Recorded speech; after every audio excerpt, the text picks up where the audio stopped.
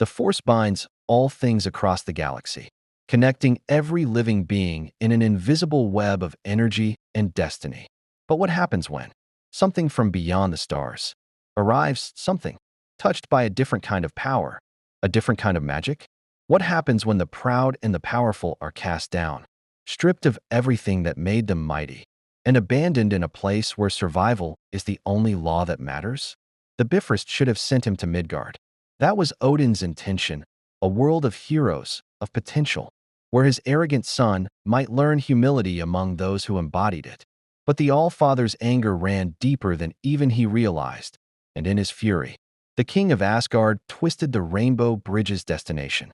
Not the green fields and towering cities of Earth, but somewhere harsher, somewhere that would truly test whether Thor Odinson could become more than a warrior hungry for glory.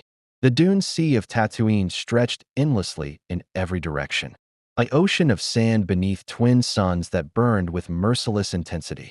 The impact crater was massive, a perfect circle of glass where the sand had fused under temperatures that would have vaporized any ordinary being.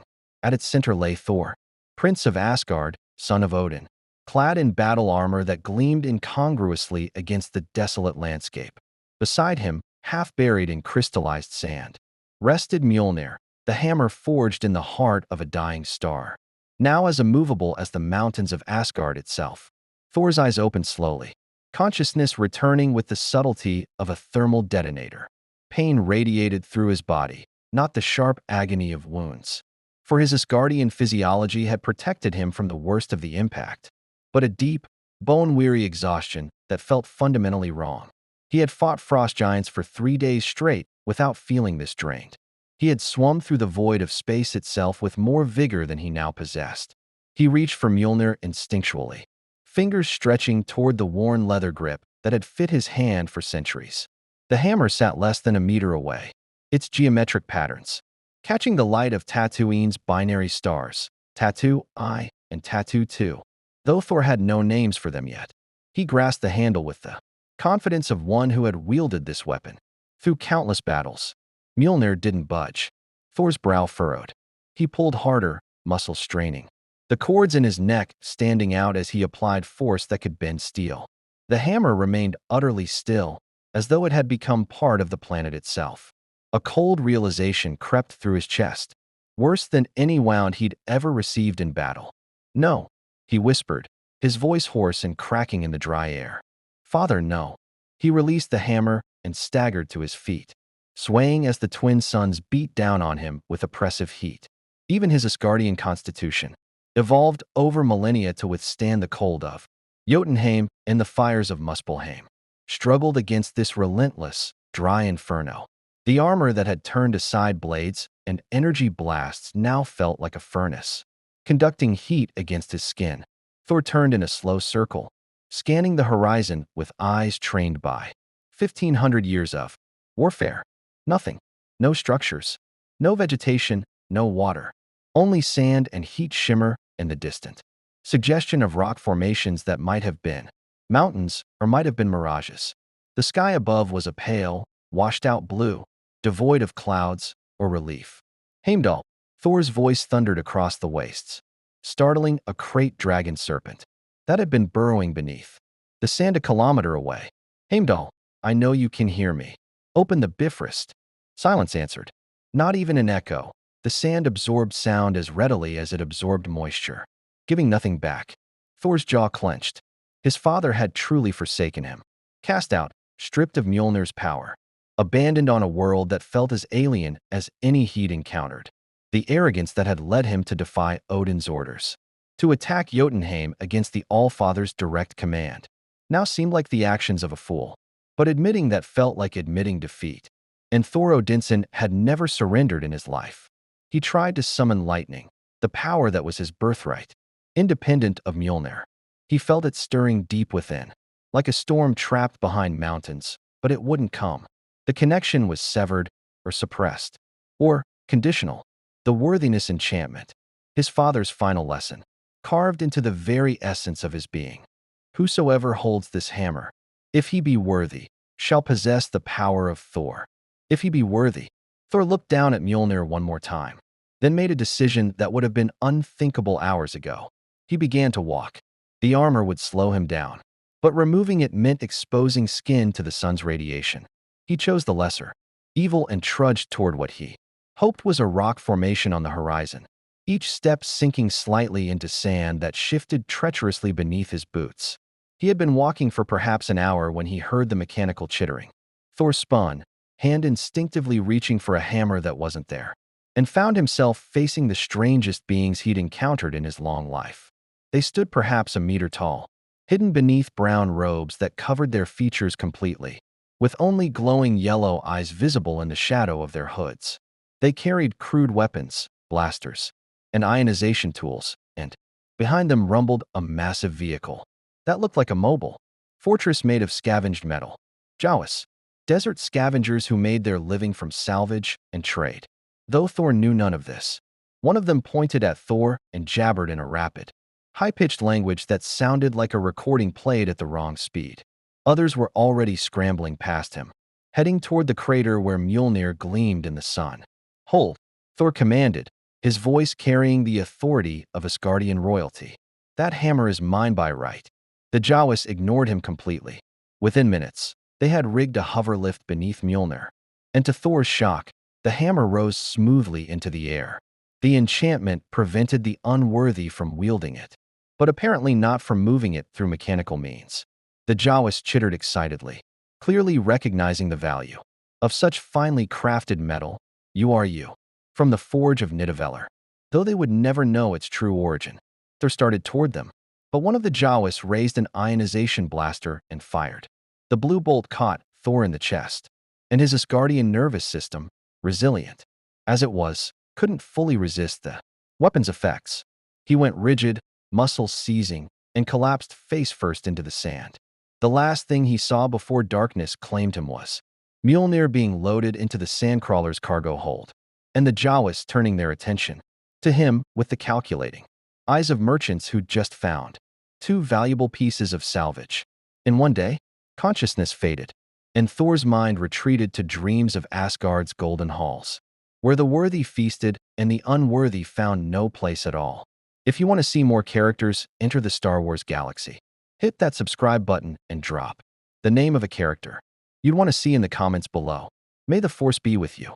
The Sandcrawler's engines rumbled to life, and the massive vehicle turned toward Mos Espa, where Jawas and treasures alike found their value measured in credits, and where the first chapter of Thor's true test would begin in chains. Thor woke to darkness, the stench of oil and unwashed bodies, and the rumble of massive engines beneath him. His head throbbed where it had struck something during transport, and his muscles ached with the lingering effects of the ionization blast. For a moment, disorientation gripped him. This wasn't the healing room in Asgard's palace, nor was it a cell in any realm he recognized. Then memory returned. The exile, the desert, the scavengers. He sat up slowly, his eyes adjusting to the dim interior of what appeared to be a cargo hold. The Sandcrawler's belly was a maze of salvage technology, broken droids, and scrap metal, all secured haphazardly with magnetic clamps and netting. Other figures huddled in the shadows, humanoids and aliens of species Thor didn't recognize, all wearing the same expression of resignation mixed with fear. Some bore the distinctive collar bands of slaves. Thor's hand went immediately to his neck. No collar. Not yet. The Jawas had simply dumped him with the rest of their salvage, perhaps uncertain what he was or what to do with him. His armor was still intact, though they'd stripped away anything that looked like weaponry, his knife, his ceremonial dagger, even the decorative medallions that might fetch a price. "First time in the deep desert?" a voice asked in accented basic. Thor turned to find a Twi'lek male, blue-skinned with the distinctive headtails of his species, watching him with dark eyes that had seen too much. "You're lucky the Jawas found you instead of the Sand People. They would have left you for the Krayt dragons." "I am Thor of Asgard," Thor replied, drawing himself up to his full considerable height even in the cramped space. "I am no man's salvage." The Twi'lek laughed bitterly. "We all said something similar once. I'm Vesh, former pilot, current property of whatever scum the Jawas sell us to." He gestured to the collar around his neck. "You'll get one of these soon enough. Especially looking like you do, strong, healthy, alien enough to be exotic. The arena masters in Mos Espa will pay well for new blood. Arena? Thor's interest sharpened. Fighting he understood. Combat was the language he spoke most fluently, and even without Mjolnir, he retained the strength and skill of an Asgardian warrior. Gladiatorial pits. Another voice chimed in, a human woman with scars, crisscrossing her arms in a look of hollow despair. Jabba the Hutt's entertainment. We fight. We die. The crowds cheer. That's life on Tatooine if you're not one of the fortunate. Thor processed this information, his warrior's mind already assessing the situation tactically. An arena meant an audience, which meant attention, which meant opportunity. But the mention of this Jabba creature suggested power, organization, a chieftain of some kind. On Asgard, he would have stormed such a warlord's hall with Mjolnir in hand and demanded satisfaction. Here, without his hammer, without his power, he would need to be more cunning. The thought sat uncomfortably in his mind. Cunning was Loki's domain, not his. The sandcrawler lurched to a stop, throwing unsecured salvage sliding across the deck. Thor braced himself against the wall, his superhuman balance keeping him upright while others stumbled. The engines died with a descending whine, and harsh sunlight stabbed through the cargo bay as the main ramp began to lower. Jawas flooded in, chattering and gesturing with their blasters. They herded the humanoid captives toward the exit with practiced efficiency. This was clearly routine for them. Thor moved with the group, his eyes cataloging everything: guard positions, weapon types, potential escape routes. But as they emerged into the blazing afternoon sun of Mos Espa, the sheer alienness of his surroundings momentarily stunned him. The spaceport city was a chaotic sprawl of domed buildings, made from sandstone and duracrete, jammed together without apparent planning. Narrow streets twisted between structures, filled with beings of dozens of species Thor had never encountered, some humanoid, others decidedly not. Speeders and hover vehicles zipped overhead, their repulsor engines whining. The air smelled of cooking meat, ozone, and the distinctive scent of too many bodies in too little space. And everywhere, the evidence of poverty and desperation. Beggars huddled in whatever shade they could find. Street vendors hawked questionable goods from makeshift stalls. Armed thugs in mismatched armor lounged near doorways, hands resting casually on blaster pistols. This was no gleaming city of heroes like the Asgard he knew, nor even the primitive but hopeful settlements of Midgard. This was a place where life was measured in credits and the strong devoured the weak. The Jawas led their captives through the winding streets, eventually arriving at a massive structure that dominated the northern district, Jabba's palace. Though Thor didn't yet know the name, the building squatted like a malevolent fortress, its walls pitted and ancient, its few windows like hostile eyes. Guards flanked the entrance, Gamorrean warriors, pig-like and brutish, carrying vibroaxes that hummed with deadly potential. But Thor's attention was drawn to a smaller building adjacent to the palace, a cylindrical structure, with high walls and the unmistakable roar of a crowd emanating from within. The arena. The Jawas conducted their business with practiced efficiency. A protocol droid, C-3PO unit by the designation on its chassis, translated the rapid negotiations between the Jawas and what appeared to be Jabba's major domo, a Twi'lek in fine robes who examined each captive with the cold calculation of a merchant assessing livestock. When the major domo reached Thor, his expression changed. Interest sparked in his eyes, quickly masked by professional disinterest. But Thor had negotiated with enough court functionaries to recognize the tell. He was valuable. Good. This one, the major domo said in Huttese, which the protocol droid translated into basic for the Jawa's benefit, is unusual. Where did you find him? The lead Jawa chattered a response. The droid translated. Master Tebow says they discovered this being in the deep Dune Sea, at the center of a massive impact crater. They believe he fell from the sky, perhaps from a damaged spacecraft. His armor is of unknown origin and construction, possibly worth significant credits to the right buyer. And the hammer they're trying to sell separately? The majordomo's tone was casual, but Thor's attention sharpened. An artifact of extraordinary craftsmanship, decorative engravings, perfect balance, constructed from metal alloys their scanners cannot identify. They suggest it might be from the unknown regions. Or perhaps from before the old republic. Thor's hands clenched into fists.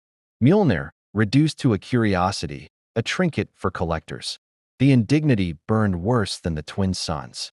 The major domo circled Thor slowly, professional eyes assessing his height, his build, the way he carried himself despite being captive and powerless. He moves like a warrior. Trained. Thor met the Twi'lek's gaze steadily. I have fought in more battles than you have drawn breaths. If you doubt this, put me in your arena and see what an Asgardian warrior can do, even without his weapon. The majordomo's eyebrows rose. The protocol droid looked uncertainly between them. Sir, he speaks basic with an unusual accent, but his meaning is clear. He's claiming to be a warrior from a place called Asgard, which does not appear in any database. I heard him. The majordomo smiled thinly. Confidence, pride, arrogance, even. The crowd will enjoy watching that beaten out of him, or watching him prove it justified. Either way, Jabba profits. He turned to the Jawas. I'll take him for the gladiatorial roster. Standard rate for arena fodder, plus a 10% bonus for the entertainment value of his delusions. The Jawas chittered agreement, already counting their credits. And the hammer? One Jawa squeaked insistently. Bring it to the palace. I'm sure someone will find it amusing enough to purchase. Thor started forward, rage momentarily overwhelming caution. That hammer is. A shock collar snapped around his neck before he could finish. Deployed by a guard droid with mechanical precision. The majordomo held up a small remote control, his finger hovering over the activation stud. Mine now, as are you. I suggest you learn quickly how things work on Tatooine, warrior. Your pride is worth exactly nothing here. Your life is worth whatever entertainment you provide. Make peace with that, or die quickly in the sand. Thor forced himself to stillness, every instinct screaming at him to fight, to rage, to call down lightning that wouldn't come. The collar felt like a brand of shame around his neck, a physical manifestation of how far he'd fallen. The majordomo gestured, and guards moved in, human, mercenaries with the dead eyes of those who'd done this many times before. They chained Thor's wrists with binders that hummed with some kind of energy field, making his superhuman strength irrelevant. He was pushed toward the arena compound with the other captives, leaving the Jawas to their negotiations and Mjolnir to whatever fate awaited it. As they passed through the arena's entrance, Thor caught a glimpse of the interior through an open gate, a circular pit of sand, stained dark in places with old blood, surrounded by rising tiers of seats. The crowd was already gathering for the evening's entertainment, their voices a hungry murmur. Vesh, the Twi'lek pilot, fell into step beside Thor as they were herded toward the fighters. Cells beneath the arena. Fair warning, friend. The arena master likes to test new acquisitions immediately. You'll probably fight tonight, and they won't give you armor or weapons. You'll face whatever they throw at you, with your bare hands. Thor looked down at his chained wrists, then ahead at the dark corridors that led deeper into the compound. Somewhere above, crowds were gathering to watch beings die for sport. Somewhere in this wretched city, Mjolnir sat in a storehouse, waiting for someone worthy to claim it. And somewhere beyond the stars, his father sat on his throne, watching to see if his arrogant son could learn the lesson that needed teaching. Then they'll see what an Asgardian can do with his bare hands, Thor said quietly. And there was no boast in his voice now, only grim determination. The cell door slammed shut behind them, sealing Thor in darkness. And the crowd's anticipation grew louder overhead. The holding cells beneath the arena stank of fear, blood, and the particular despair of beings who knew their deaths would be entertainment. Thor sat on the bare stone floor, his back against the rough wall, and forced himself to think rather than rage. The binders on his wrists hummed with energy that disrupted his strength whenever he tensed. Against them, clever technology, adaptive and responsive. The shock collar around his neck was a constant reminder of how quickly pride could be punished. Around him, other fighters occupied their own cells, separated by energy fields that shimmered faintly in the dim light. Some paced like caged animals. Others sat in meditation or prayer. A few sharpened makeshift weapons against the stone. Though Thor suspected the arena masters would confiscate anything that made the fights end too quickly. The entertainment, after all, was in the struggle. First rule, Vesh called from the adjacent cell, his voice carrying the weight of experience. is to make it last. Quick kills bore the crowd. Boring crowds means you're more valuable dead than alive. So they'll match you against something that'll make your death spectacular. And if one fights well, Thor asked, genuinely curious about the rules of this barbaric sport, then you live to fight again tomorrow, and the day after, and the day after that, until something faster or stronger or just luckier puts you down. Vesh's head tails twitched with bitter amusement. I've seen fighters last months. The record is 2 years. A Mandalorian who'd lost her armor and her clan, but not her skill. The crowd loved her, right up until a reek gored her through the chest. Thor absorbed this information, his tactical mind working. These arena masters, they have rules. Prohibited actions. Only one. Don't attack the crowd or the guards. Everything else is permitted. Weapons, if you can grab them from a fallen opponent. Cunning, if you have it. Mercy, if you're foolish enough to show it. Vesh paused. Why? You planning something? I'm planning to survive, Thor said simply. And then to escape. And then to reclaim what was stolen from me. The Twi'lek laughed. But there was no mockery in it. Only exhausted recognition. We all say that. But the collar, the binders, the guards, Jabba's entire organization. It's designed to make escape impossible. Even if you somehow got out of the arena, where would you go? The desert kills quicker than any gladiator. Before Thor could respond, the energy field of his cell disappeared with a sharp crackle. 2 Gamorrean guards stood in the opening, their pig-like faces expressionless, their vibroaxes held ready. Behind them, a protocol droid spoke in mechanical basic. Prisoner designated Thor of Asgard. You are summoned to the arena for initial evaluation. Cooperation will be noted. Resistance will be punished. Thor rose smoothly, his Asgardian grace undiminished despite his circumstances.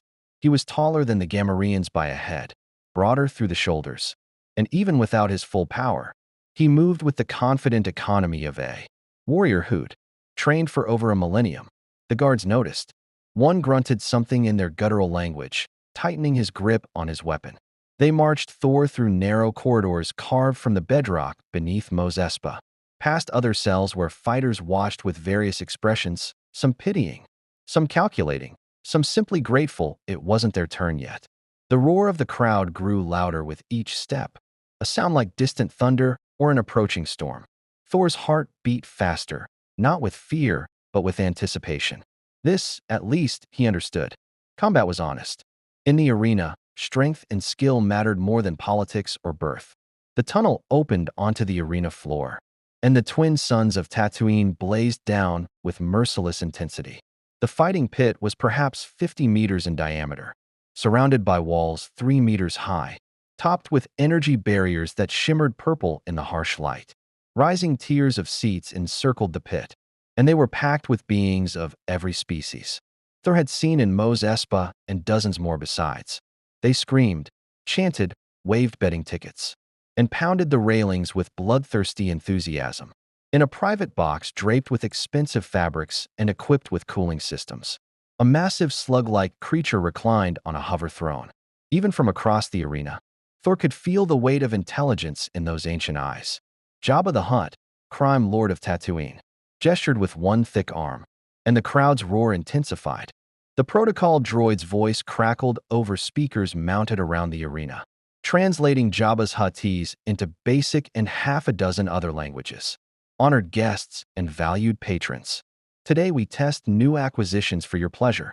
First, a stranger from beyond the known galaxy, or so he claims. He calls himself Thor, warrior of Asgard. Let us see if his boasts have substance. A gate on the opposite side of the arena groaned open. Thor's muscles tensed automatically, his fighter's instincts cataloging. The threat before his conscious mind registered it. The creature that emerged was like nothing in Asgard's menageries, a Nexu, all sleek muscle and midnight fur, with 4 eyes that gleamed with predatory intelligence and a mouth full of fangs designed to rend flesh from bone. It moved with the fluid grace of an apex predator, and the crowd loved it. The Gamorreans removed Thor's binders, but left the shock collar in place. One of them grunted and shoved him toward the center of the pit. Thor stumbled deliberately, playing weaker than he was, buying himself seconds to assess. The Nexus circled, its 4 eyes tracking every movement. its tail lashing with barely contained aggression. Thor had fought Bilgesnipe on Asgard, creatures 10 times this beast's size. He'd battled frost giants and fire demons, faced enemies that could freeze entire armies or burn down cities. But he'd faced them with Mjolnir in hand, with the full might of his Asgardian powers, with the confidence of one who knew he was nearly invincible. Now he stood in sand and slave's rags, collarless but for the shock device, weaponless but for his body and mind. The Nexus struck. It was blindingly fast, closing the distance in a heartbeat, claws extended to disembowel. But Thor was faster, 1,500 years of combat training compressed into pure reflex. He twisted aside, the Nexus claws missing his torso by centimeters, and his fist crashed into the creature's ribs with Asgardian strength behind it. The impact echoed across the arena like a gunshot. The Nexus tumbled, crashed into the arena wall, and came up snarling. The crowd's roar intensified. They hadn't expected their victim to hit back, and certainly not hard enough to hurt the beast. Thor didn't give it time to recover. He charged, his warrior instincts taking over, and the Nexu met him head-on. They collided in a tangle of limbs and fury. Claws raked Thor's exposed forearm, drawing blood that steamed in the heat. But his hand locked around the creature's throat. The Nexu's rear legs kicked at his midsection with piledriver force that would have ruptured a human's organs. Thor's Asgardian physiology held, though he felt ribs creak under the assault.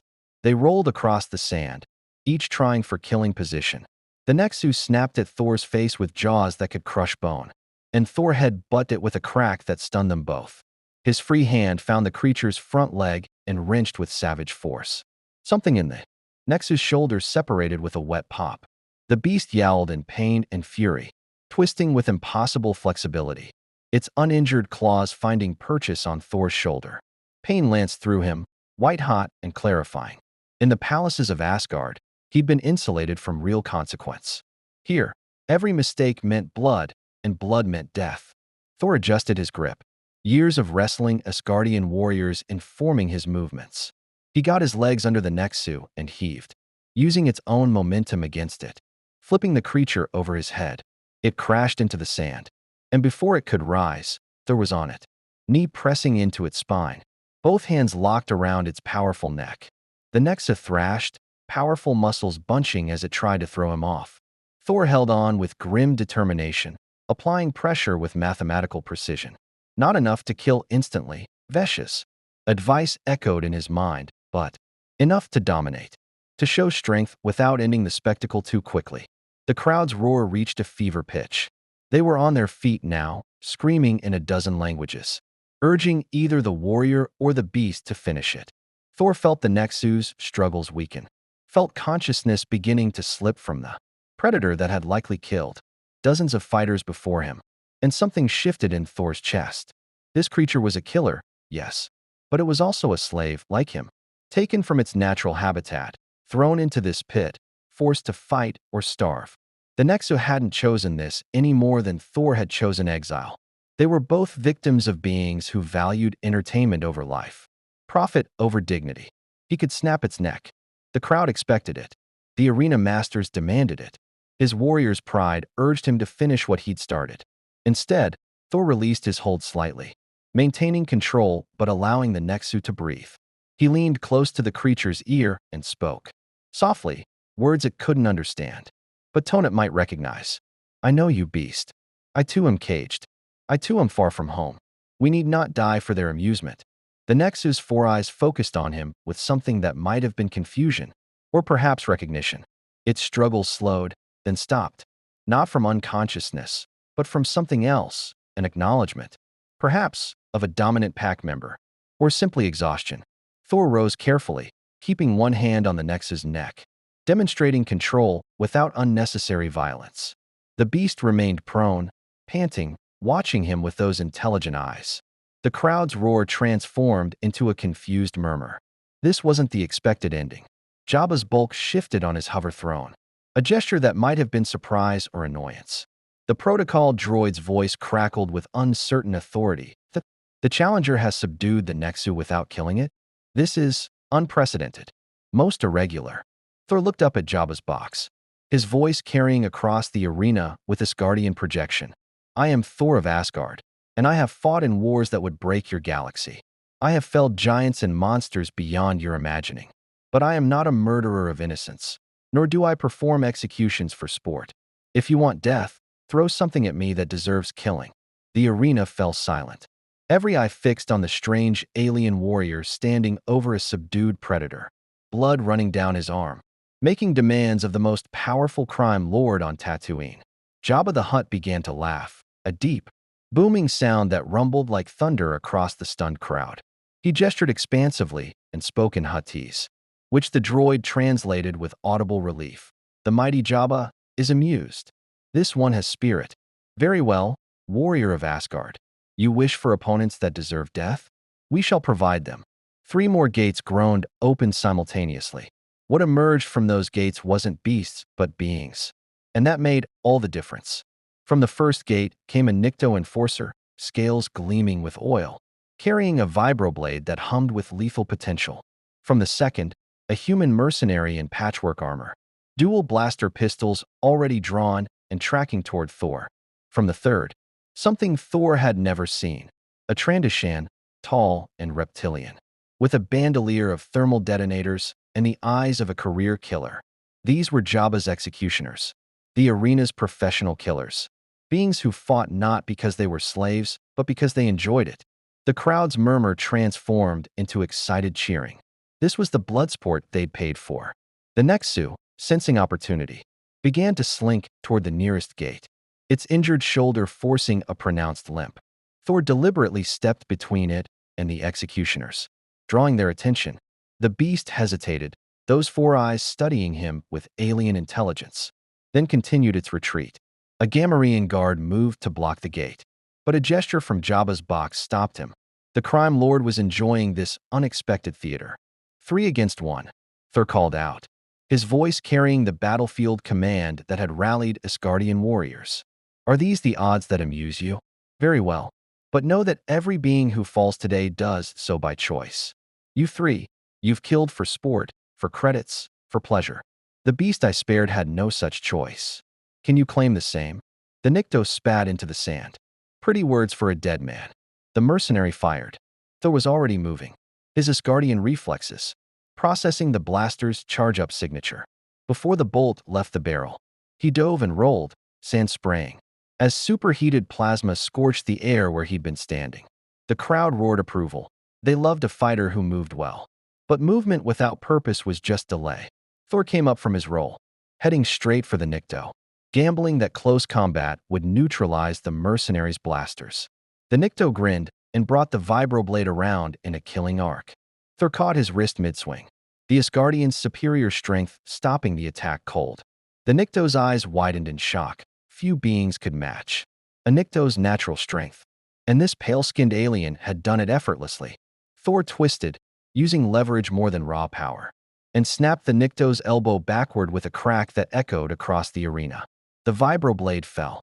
Thor caught it before it hit the sand, reversed his grip, and drove it up under the Nikto's ribcage in one smooth motion. The executioner's shocked expression froze, then went slack. 1, Thor said quietly, letting the body fall. Blaster bolts stitched the sand around him. The mercenary had repositioned, firing in controlled bursts, professional and careful. The Trandoshan circled to flank, hand hovering near his thermal detonators, dangerous at close range, but in an enclosed arena, potentially suicidal.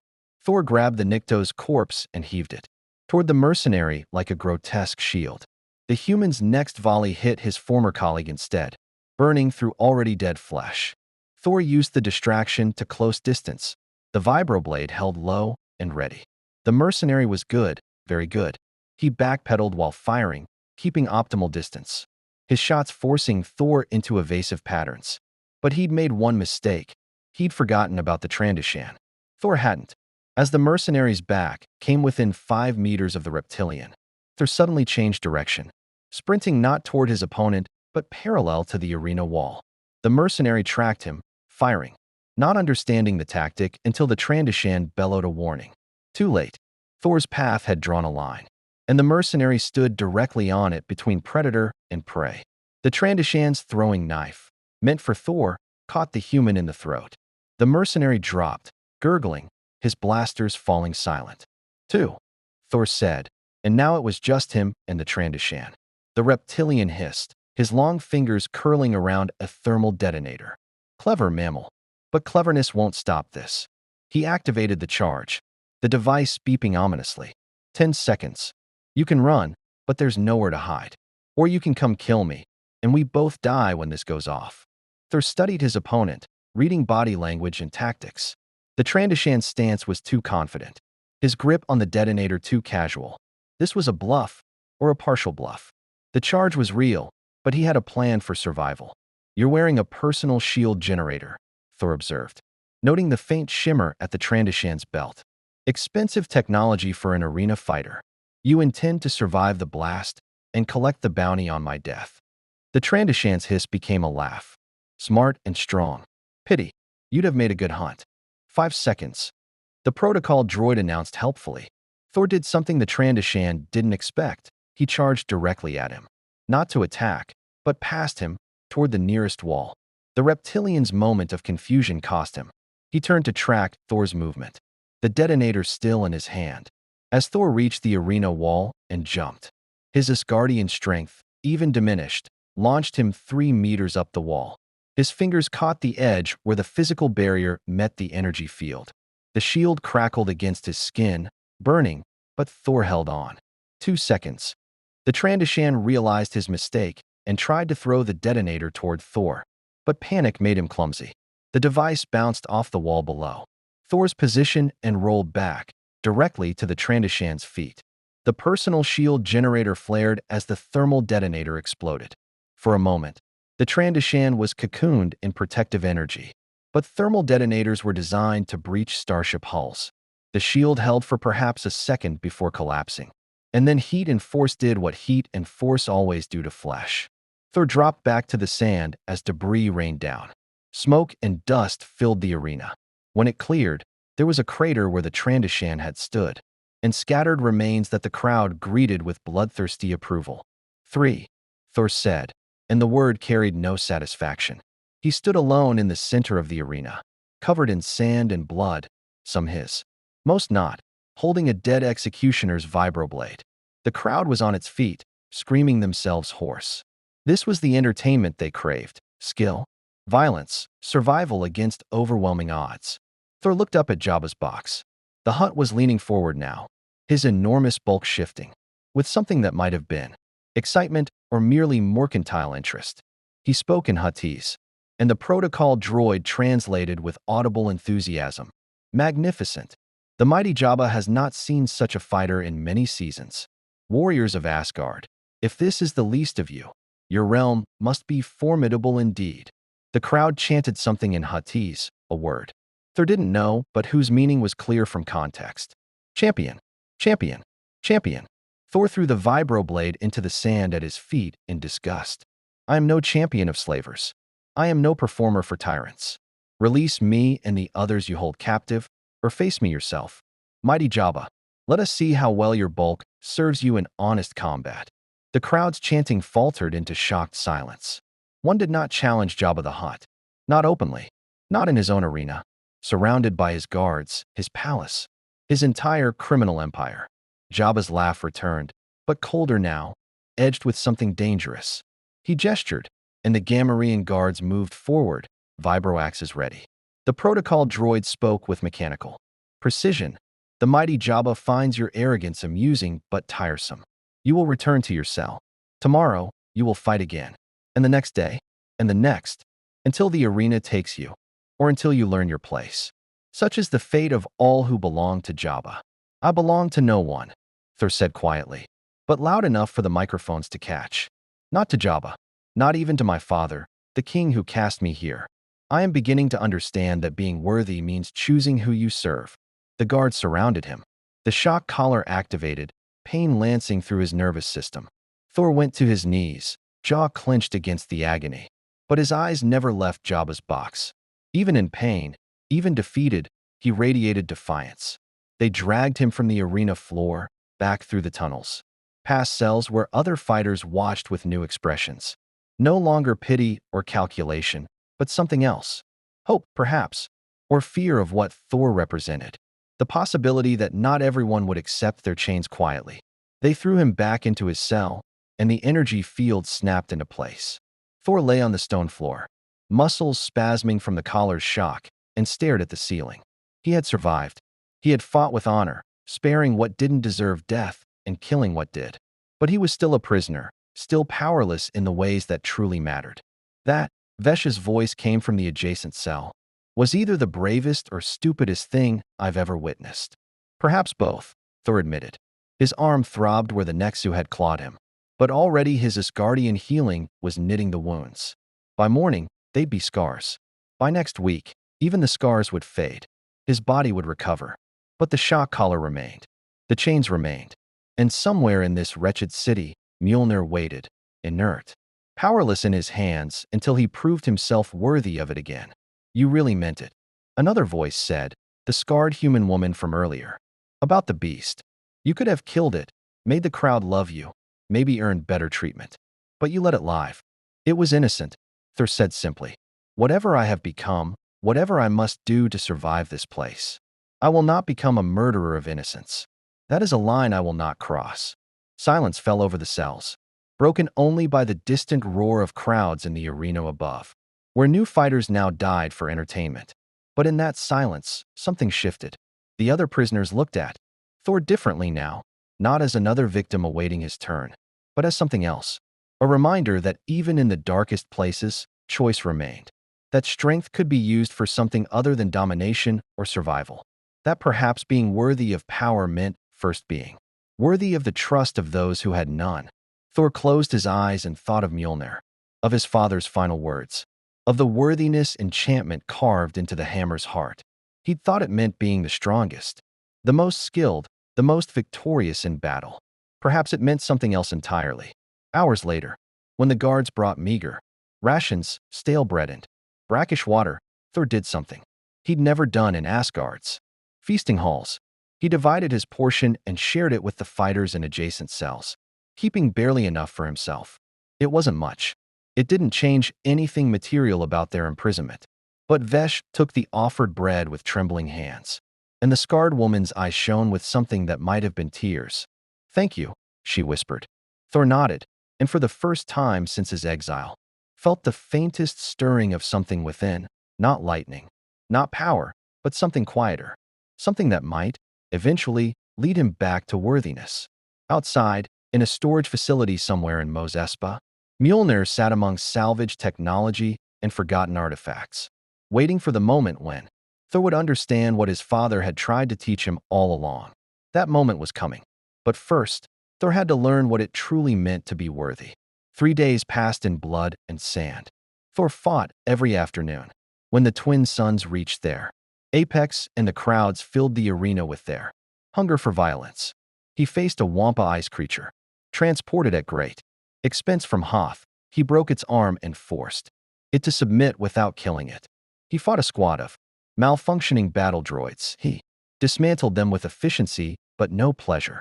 He faced a Weequay pirate who'd murdered his own crew for their shares. That one Thor killed without hesitation or remorse. Each night he returned to his cell, and each night he shared what meager rations the guards provided. Word spread through the holding pens. The strange warrior from the stars. The one who fought like a god but lived like a slave. The one who spared innocents and executed the guilty with equal precision. On the 4th morning, everything changed. Thor woke to find his cell's energy field disabled and Vesh standing in the opening, a jury-rigged control remote in his hand and fear written across his features. Behind him, the scarred woman, Kira, Thor had learned her name, stood, watch with a vibroblade, taken from a careless guard. Further down the corridor, other cells stood open, their occupants emerging with the careful movements of beings who'd forgotten what freedom looked like. What is this? Thor asked quietly, though he already suspected. What you started, Vesh said, his voice tight with barely controlled terror and hope. The guards rotate shifts in 10 minutes. If we move now, we have a small chance, to reach the surface levels before the alarm goes out. There's a service entrance that connects to the sewage systems. It's guarded, but not heavily. After that, he shrugged. The desert, maybe. Death under open sky instead of in this pit. This is madness, Thor said, but he was already standing. Jabba's entire organization will hunt you. The desert will kill most of you before you travel 5 kilometers. Even if some escape, where will you go? Who will shelter you? Does it matter? Kira's voice was steady despite the weapon trembling in her hand. At least we'll have chosen our deaths. That's more than we've had since we were chained. She met Thor's eyes. You showed us that choice still exists. That we don't have to accept what they've made us. So we're choosing. Thor felt something twist in his chest. Guilt, perhaps, or responsibility. These beings were risking everything because of his example, his defiance. If they died in this escape attempt, their blood would be on his hands as surely as if he'd killed them himself. But if he stopped them, if he counseled acceptance and survival, then what was he? What had his defiance in the arena meant if not? That some things mattered more than living to fight another day. How many? He asked. 17, Vesh answered. Everyone in the holding cells who could still fight. The sick, the injured, the broken, they wouldn't survive anyway. We left them behind with extra rations. 17 souls gambling everything on a chance at freedom. Thor thought of the warriors 3 of Sif, of the countless times they'd faced impossible odds because it was right, because surrender was unthinkable. He thought of Asgard's halls, where cowardice was the only unforgivable sin. Then we do this properly, Thor said. Vesh, you know the facility. Lead us to this service entrance. Kira, you take rear guard. Anyone falls behind, you make sure they catch up. The rest of you, stay quiet, stay together. And when the fighting starts, remember, the guards are just doing their jobs. But they stand between you and freedom. Do what you must, but take no joy in it. They move through the subterranean corridors like ghosts. Thor at the front despite having no weapon. His Asgardian senses, sharper than any baseline humans, picked up the subtle sounds of the palaces. Operation distant. Music from Jabba's throne room. The mechanical hum of power generators. The echo of guard patrols following predictable patterns. They encountered their first obstacle at a junction where 2 Gamorrean guards stood watch over a sealed blast door. The door led to the service levels, Vesh had explained. But the guards were there precisely to prevent what Thor and his group were attempting. Thor approached alone, hands visible and empty. The Gamorreans grunted and raised their vibro-axes. Suspicious, but not yet hostile. Thor smiled, the disarming smile he'd used in diplomatic functions across the 9 realms. Though it felt strange on his face now. Forgive me, he said in basic, knowing they likely understood even if they didn't speak it. But I require passage. One Gamorrean snorted. Laughter or derision, Thor couldn't tell. The other gestured with his axe, turned back. I truly am sorry, Thor said, and moved. His speed caught them off guard. One moment, he stood 5 meters away. The next his fist crashed into the first Gamorrean's snout with force that snapped the guard's head back. The creature stumbled, dazed. Thor flowed past, catching the second Gamorrean's axe swing on his forearm. The blade bit deep, pain lancing through him. But his other hand found the guard's throat and squeezed. Not enough to kill, just enough to render unconscious. The first Gamorrean shook off the blow and charged with a bellow that would alert every guard. Within 100 meters, Thor braced himself, then used the creature's own momentum against it, redirecting the charge into the wall. The Gamorrean's skull met stone with a sickening crack, and it slumped, breathing but unconscious. Quickly, Thor commanded, ignoring the blood streaming from his forearm. Vesh worked the blast door's manual. Override while the others formed a defensive perimeter. Seconds felt like hours. Somewhere in the distance, voices shouted in Huttese, the alarm spreading. The door groaned open, revealing a narrow tunnel lined with pipes and cables, dimly lit by emergency lights. The stench of sewage and industrial waste rolled out like a physical presence, making several of the escapees gag. Beautiful, Kira muttered, and led the way inside. They ran through darkness and filth, the tunnel stretching ahead with no end visible. Behind them, the sounds of pursuit grew louder, guards mobilizing, weapons charging, the palace's security apparatus grinding into motion. 17 escaped slaves might not have been Jabba's most valuable possessions, but they were still property, and crime lords didn't remain powerful by allowing their property to simply walk away. The tunnel branched. Vesh hesitated, his confidence faltering. I, I think it's left. Or right. The maintenance droids never marked the passages clearly. Left, Thor decided. His warrior's instinct choosing arbitrarily but decisively. Sometimes leadership meant projecting certainty even in doubt. They emerged 15 minutes later into a service facility on Mos Espa's outskirts, a warren of machinery that processed the city's waste and recycled its moisture. The facility was staffed by droids and a handful of bored workers who barely glanced at the filthy beings stumbling out of the access tunnel. In a city like Mos Espa, people learn not to look too closely at things that weren't their business. Daylight struck them like a physical blow after days in the arena's depths. The twin suns blazed overhead, and the heat was suffocating even in the relative cool of morning. The escaped fighters blinked and shielded their eyes, momentarily overwhelmed by freedom they'd stopped believing in. We need to split up, Thor said, his tactical mind working. 17 beings traveling together will be spotted immediately. Groups of 2 or 3, different directions. Meet at, he looked at Vesh questioningly. There's a moisture farm compound about 10 kilometers north. The Twi'lek said. The Darklighter farm. They're not part of Jabba's network. If we can reach them, maybe they'll give us shelter. At least temporarily. Maybe is better than certain death, Kira said. Thor's right. We split up, move fast, and pray to whatever gods still listen that we make it. They divided into groups, some heading north toward the farm Vesh mentioned, others east toward the rocky wastes where caves might provide shelter, a few gambling on reaching the smaller settlements that dotted Tatooine's surface. Thor watched them scatter. These beings he'd known for only days but whose trust he'd somehow earned. You coming? Vesh asked. He'd partnered with Kira and a human male named Ran, a former Republic officer who'd deserted during the Clone Wars and found himself on the wrong end of debt collectors. Thor looked back at Mos Espa, at the sprawling city where somewhere in a storage facility, Mjolnir waited. He could feel its pull even now, like a compass needle pointing home. The hammer was his, forged for him, bonded to him across centuries of warfare. Without it, he was powerful but incomplete. But these beings needed protection. They needed someone who could stand between them and the bounty hunters that would inevitably follow. They needed Thor, Kira said quietly. We're grateful. But if you're thinking of going back for whatever they took from you, we understand. You don't owe us more than you've already given. Do I not? Thor met her eyes. You're here because I showed you defiance.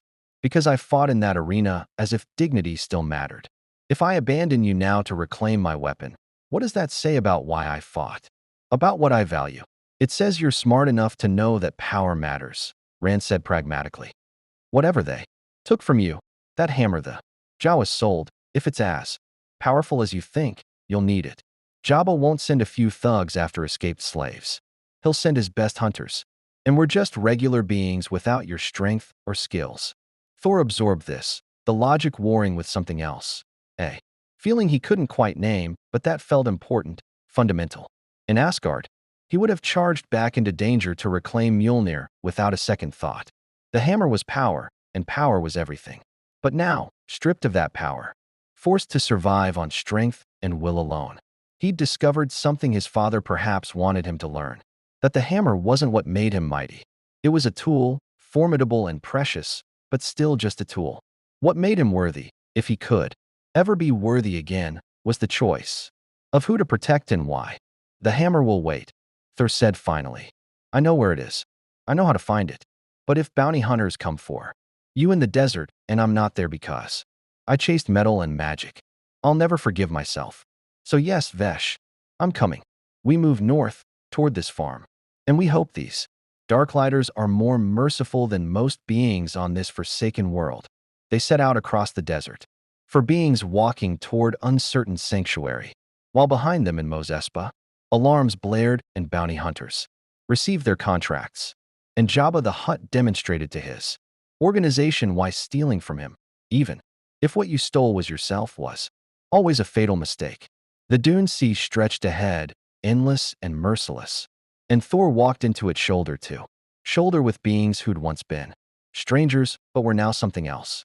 Not quite friends, too soon for that, but perhaps the beginning of what friendship could be. forged in defiance and desperate hope. Somewhere behind them, Mjolnir sat in darkness, waiting. But Thor walked forward anyway, and the choice felt more right than any he'd made in a very long time. The desert sun had crossed halfway to its zenith. When they saw the dust cloud on the horizon, Thor spotted it first, his Asgardian vision sharper than his companions.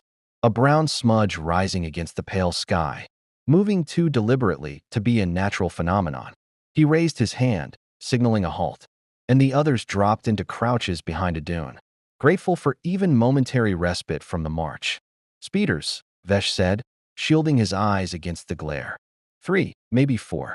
They're tracking our path. Bounty hunters already?" Kira's voice was tight with exhaustion and fear. They'd covered perhaps 6 kilometers in the brutal heat. Their water supply dangerously low. Their bodies already feeling the desert's toll. That was fast. "Jabba pays well for lessons," Rand said grimly, checking the charge on the blaster. He'd taken from an unconscious guard during the escape. Dead or alive were worth credits. And dead is usually easier. Thor studied the approaching dust cloud, his tactical mind calculating vectors and timing. The speeders were moving fast, perhaps 80 kilometers per hour across the relatively flat hardpan between dunes. They'd intercept his group in less than 10 minutes. Running was pointless. They'd be run down within a kilometer. Hiding was equally futile. Their tracks across the sand were obvious even from ground level, let alone from speeder height. That left fighting, and the odds were terrible. "You 3 continue north," Thor said, his decision made. "I'll draw them off, buy you time to reach the farm." "That's suicide," Vesh protested. "You don't even have a weapon." "I have these." Thor held up his hands, still clenched into fists even in the heat. "And I've faced worse odds. The Battle of Vanaheim, I stood alone against 200 marauders for half a day until reinforcements arrived. I can handle 4 speeders." "This isn't Vanaheim," Kira said quietly. "And you're not whatever you were there." "Thor, you're strong, probably the strongest being I've ever met. But blasters don't care about strength. One good shot, and you're dead." She was right, and Thor knew it. His Asgardian durability could withstand tremendous punishment, but concentrated blaster fire would eventually burn through even his enhanced physiology. Still, the alternative was watching these 3 die, and that was unacceptable. Before he could argue further, a different sound cut through the desert air, a harsh, keening cry that raised the hair on every neck. From behind a rocky outcropping 100 meters to their east, figures emerged. Humanoid, but wrapped entirely in sand-colored cloth, carrying weapons that ranged from slug throwers to sharpened Gatterfee sticks, moving with the fluid confidence of beings in their natural element. "Tusken Raiders," Rand breathed, bringing his blaster up. "Sand people. We're caught between them and the hunters."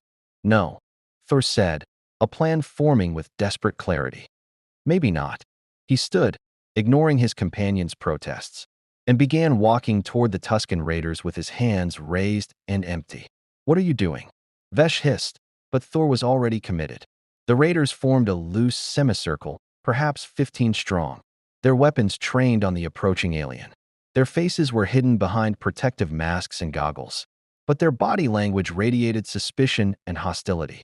These were their lands, and intruders, especially those fleeing from the city dwellers.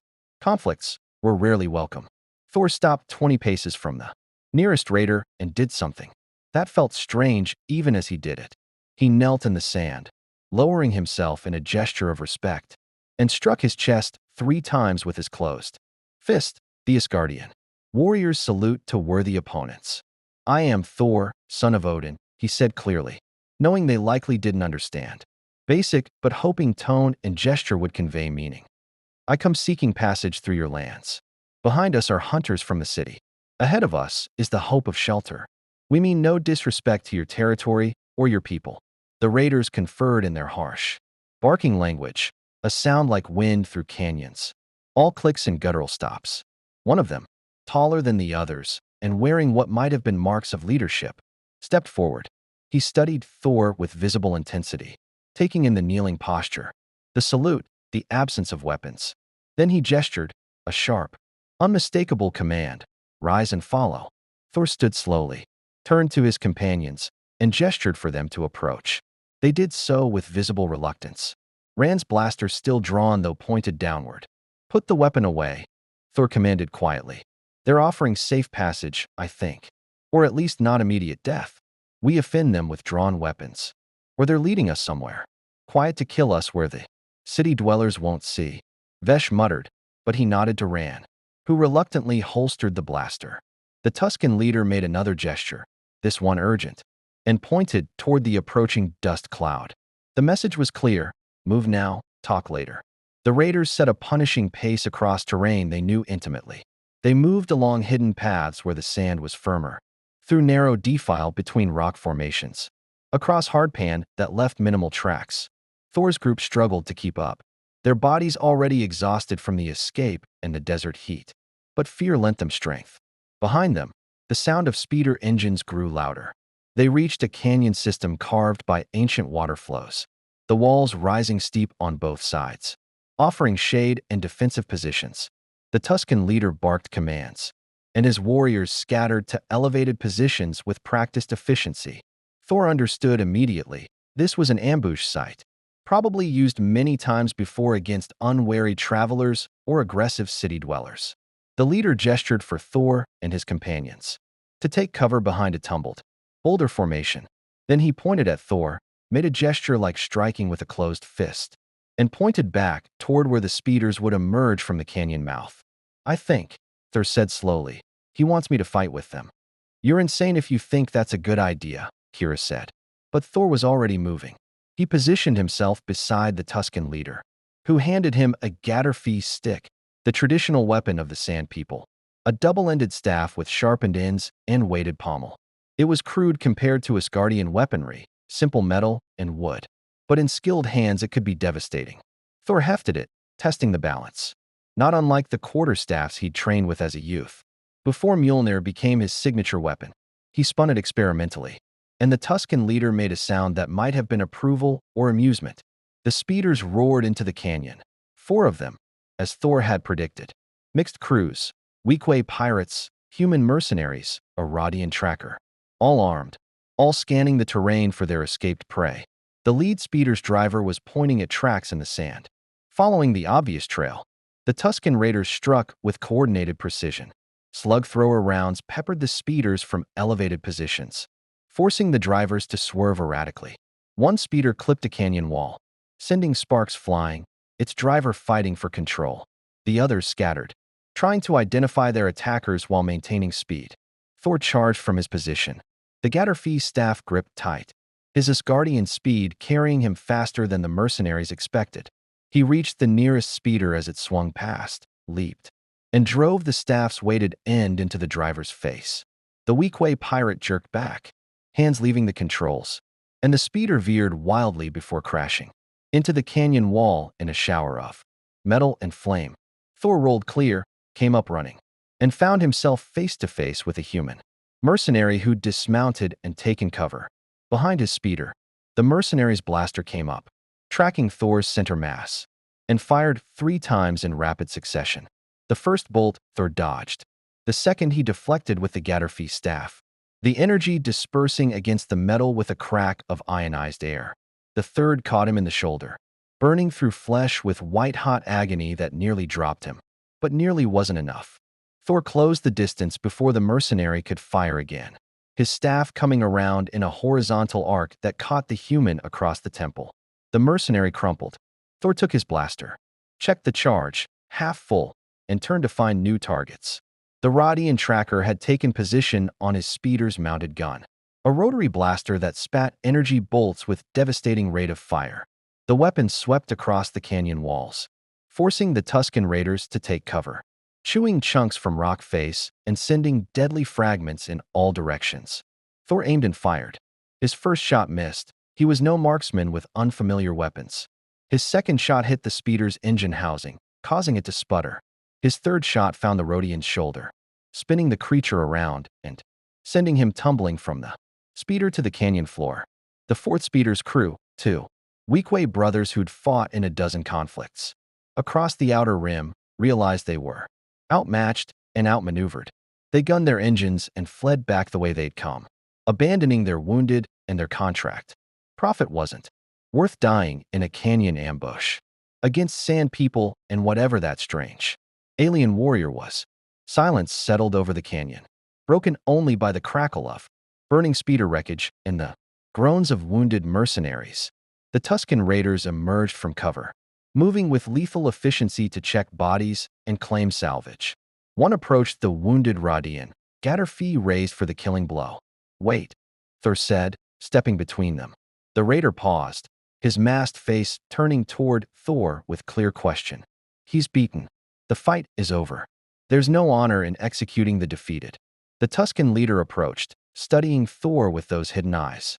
He made a gesture, something complex that Thor couldn't interpret. Then he reached up and, shockingly, removed his mask.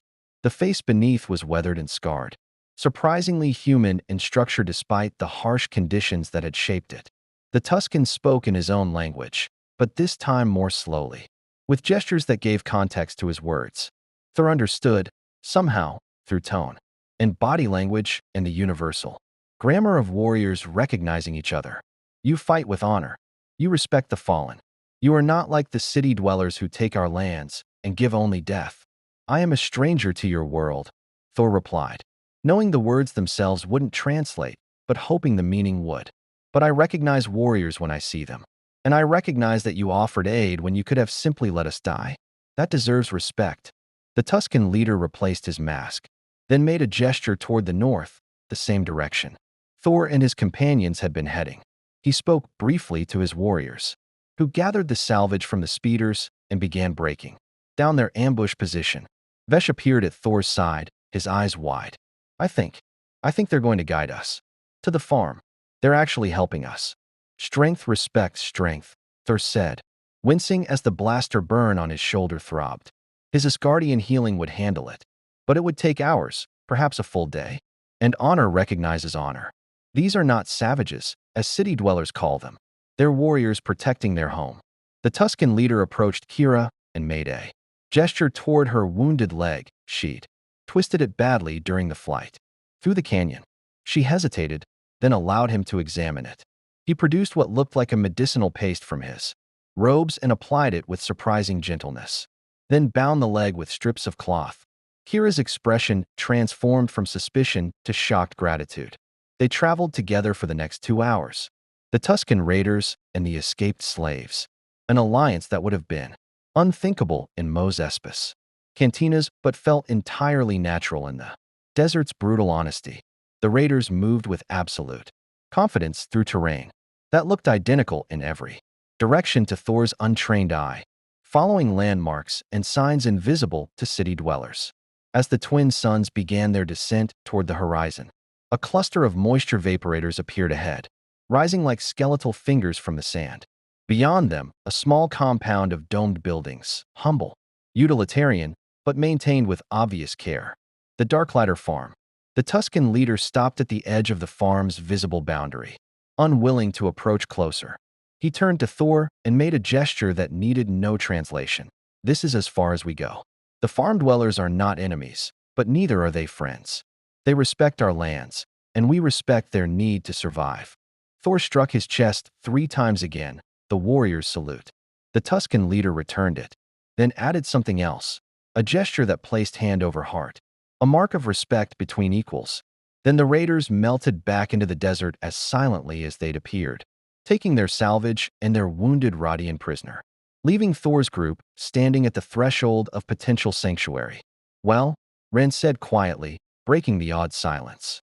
"That was unexpected, was it?" Thor looked back toward where the Tuscan raiders had vanished. "They fought to protect their home from those who would exploit it. We fought to escape those who would own us. The cause is the same, however different we appear." He turned toward the farm compound, where he could see figures moving. Humans, alerted by the sound of speeder engines and blaster fire, now watching the approaching strangers with weapons drawn but not yet raised. "Come," Thor said to his companions. "Let us hope these farmers are as honorable as the warriors who brought us here." They walked toward the farm, for beings who'd chosen freedom over safety, dignity over survival, and who were about to learn whether mercy existed anywhere on Tatooine beyond warriors in the waste.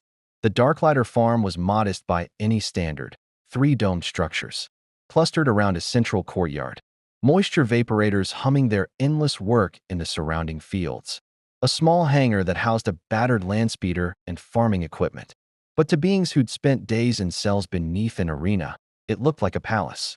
The farm's patriarch was a weathered human named Huff Darklighter, a man whose face bore the lines of decades fighting Tatooine's harshness. He stood in the courtyard with a blaster rifle held across his chest, not aimed, but ready, while his two sons flanked him with similar weapons.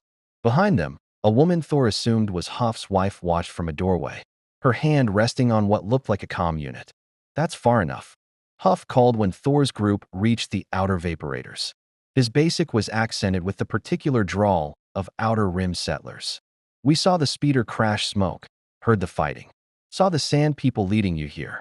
That tells me a complicated story, and I'd like to hear it before I decide whether to offer water or call the authorities." Thor stepped forward, hands visible and empty. "My name is Thor. My companions are Vesh, Kira, and Ran. We escaped from Jabba the Hutt's arena 4 hours ago. The speeders were bounty hunters. The Tusken Raiders aided us in an ambush, then guided us here. We seek only water, shelter for the night, and a chance to move on before we bring trouble to your door." Huff's eyes narrowed. "Escaped from Jabba. That's not a small thing. The Hutt doesn't forgive property that walks away." "We're not property," Kira said, her voice sharp despite her exhaustion. "We're beings he enslaved." "There's a difference." "Is there?" One of Huff's sons asked, a younger man, perhaps 20, with the idealistic fire of someone who hadn't yet had the desert beat all the hope out of him. "Not to Jabba. Not to most beings on this planet." "Biggs, quiet," Huff said, but his tone lacked conviction. He studied Thor's group more carefully, taking in their condition, exhausted, wounded, desperate, but not defeated. "You fought in the arena?" "All of us, at various times," Vesh answered. "Thor more than most. He's the one they called the warrior from the stars," Huff finished, recognition dawning. "Word travels fast, even out here. The one who faced 3 executioners and walked away. The one who challenged Jabba himself in the arena." He lowered his rifle slightly. "You're either the bravest fool I've ever heard of or genuinely don't understand how things work on Tatooine." "Perhaps both," Thor admitted. "But I understand slavery. I understand beings treated as possessions. And I understand that some things are worth fighting for, even when the odds are impossible." The woman in the doorway spoke for the first time, her voice carrying quiet authority. "Huff, they're wounded and exhausted. Whatever we decide, we can decide after we've shown basic decency." Huff looked at his wife, then back to Thor's group. Some internal calculation played out behind his eyes, the risk of harboring fugitives versus the cost of turning away beings who'd found the courage to resist Jabba's power. Finally, he sighed and lowered his rifle completely. "Jula's right. Come on, then. But weapons stay in the courtyard. And if anyone shows up asking questions, you were never here. I've got a family to protect, and Jabba's reach is long." They were given water first, precious, life-giving water drawn from the moisture vaporators that represented the Darklighters' entire livelihood. Thor drank sparingly, conscious of the gift's value on this desert world. The others did the same, though their bodies screamed for more. Jula Darklighter proved to be a woman of practical competence. She cleaned and dressed Thor's blaster wound with medical supplies that were clearly expensive and carefully rationed. The burn was already healing his Asgardian physiology, knitting flesh faster than should be possible, but he didn't draw attention to it. Some things were better left unexplained. "You heal fast," Jula observed anyway, her trained eye missing nothing. "My people are resilient," Thor said carefully. "Your people aren't from any system I know," she replied, securing the bandage. "That armor you were wearing when they brought you in. I've seen tech from across the galaxy. That's nothing I recognize. So either you're from so far out that the core worlds have never mapped it, or you're from somewhere that doesn't show up on any maps at all." Thor met her eyes and saw not suspicion but curiosity. "Would you believe me if I told you the truth? After watching my husband harbor escaped slaves from the most powerful crime lord on Tatooine, I think I'm ready to believe quite a lot today." So Thor told her. Not everything. Some things about Asgard, about the 9 realms, about Odin's magic would sound like madness. But he told her enough. that he came from beyond this galaxy, that he'd been exiled for arrogance and recklessness, that his father had stripped him of his greatest weapon to teach him a lesson. He was only beginning to understand. Jula listened without interrupting, her hands continuing their work on Kira's twisted leg. When Thor finished, she was quiet for a long moment. "A god learning to be humble," she said finally. "I suppose we've all got our trials. Mine's raising sons on a planet where water's more valuable than life and crime lords own everything beyond the cities. Yours is learning that power without wisdom is just another form of slavery." Her insight hit harder than any blow Thor had taken in the arena. "You're very wise. I'm a moisture farmer's wife who's buried two children to desert fever and watched this planet grind good people into dust. Wisdom's just another word for surviving long enough to recognize patterns," she finished with Kira's leg and stood. "Your companions can sleep in the workshop. You'll take the storage shed. It's small but private. Tomorrow, we'll figure out how to get you away from here before Jabba's people come calling." But tomorrow came faster than anyone expected. Thor woke 3 hours before dawn to the sound of repulsor engines, not speeders this time, but something heavier. He emerged from the storage shed to find the Darklighter family already awake. Huff on the roof of the main dome with macro binoculars, scanning the pre-dawn darkness. "Sail barge," Huff called down, his voice tight. "Jabba's personal transport, coming from Mos Espa, straight line toward us. They know you're here." Thor's jaw clenched. "How?" "Could be trackers in the collars they put on arena fighters," Vesh said, emerging from the workshop. He'd clearly been awake for a while, probably keeping watch. "Could be informants among the moisture farming community. Could be they just followed logical routes and got lucky. Doesn't matter how," Biggs said, the younger Darklighter's son climbing down from helping his father.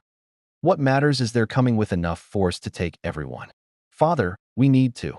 "You need to hide," Huff interrupted. "All of you. Underground storage, behind the Vaporator reserves." "Now." "No," Thor said quietly. The word carried absolute conviction. "I won't hide while you face consequences for my choices. This is my responsibility. You're one man against a sail barge full of guards," Huff snapped. "Even if half the stories about you are true, you'll just die gloriously and get my family killed in the process. So swallow your pride and hide, or get off my farm." Thor understood the farmer's anger, understood it came from fear for his family, from the impossible position Thor's presence had put them in. But he also understood something else, something that had been crystallizing in his mind since the escape, since the Tusken Raiders, since Jula's quiet wisdom. "There's a third option," Thor said. "Give me to them." Silence fell over the courtyard. Everyone stared at him, Huff in confusion, Jula in understanding, his companions in horror. "You can't be serious," Kira said. "After everything." "I'm entirely serious. Tell them you found me hiding among your Vaporators, that you held me at gunpoint and called them immediately. Jabba will reward you. You'll be protected from retaliation, and my companions can slip away in the confusion, and you'll be dragged back to the arena," Rand said flatly. "Or executed publicly as an example. You're throwing your life away." "Perhaps," Thor acknowledged. "Or perhaps I'm finally learning what my father wanted me to understand. That being worthy isn't about winning glory. It's about sacrifice, about protecting those who can't protect themselves, even if the cost is everything." The sail barge was visible now on the horizon, its massive bulk floating serenely across the desert sand on repulsor lifts, its deck bristling with armed guards. In the growing dawn light, Thor could make out details: the mounted blaster cannons, the observation platforms, the luxury quarters where Jabba himself probably reclined, confident in his power and reach. But Thor also saw something else, a glint of metal on the barge's aft deck, secured under a tarp but unmistakable in its shape. Mjolnir. His heart lurched. The hammer was there, aboard Jabba's barge, probably brought along as a curiosity or a symbol of the Hutt's power over Thor. So close, within reach, if he could just. No, the thought was a test, Thor realized. A test from his father or from himself or from whatever force governed worthiness. He could fight his way onto that barge, could try to reclaim Mjolnir through force and cunning. He was strong enough, skilled enough. He might even succeed. But his companions would die. The Darklighters would die. And he would have learned nothing. would have proven himself as unworthy as the arrogant prince who'd attacked Jotunheim against his king's direct command. Huff, Thor said, his decision made. Bind my hands. When the barge arrives, tell them I surrendered without resistance. Take the reward. Use it to protect your family. And know that whatever happens to me afterward, I chose it freely. Thor, no. Vesh started, but Thor raised a hand.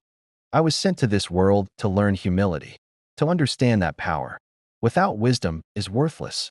I think I'm beginning to understand. But the lesson isn't complete. He looked at each of his companions. You three, survive. Find lives worth living. And if you can, try to believe that beings can change, that even gods can learn.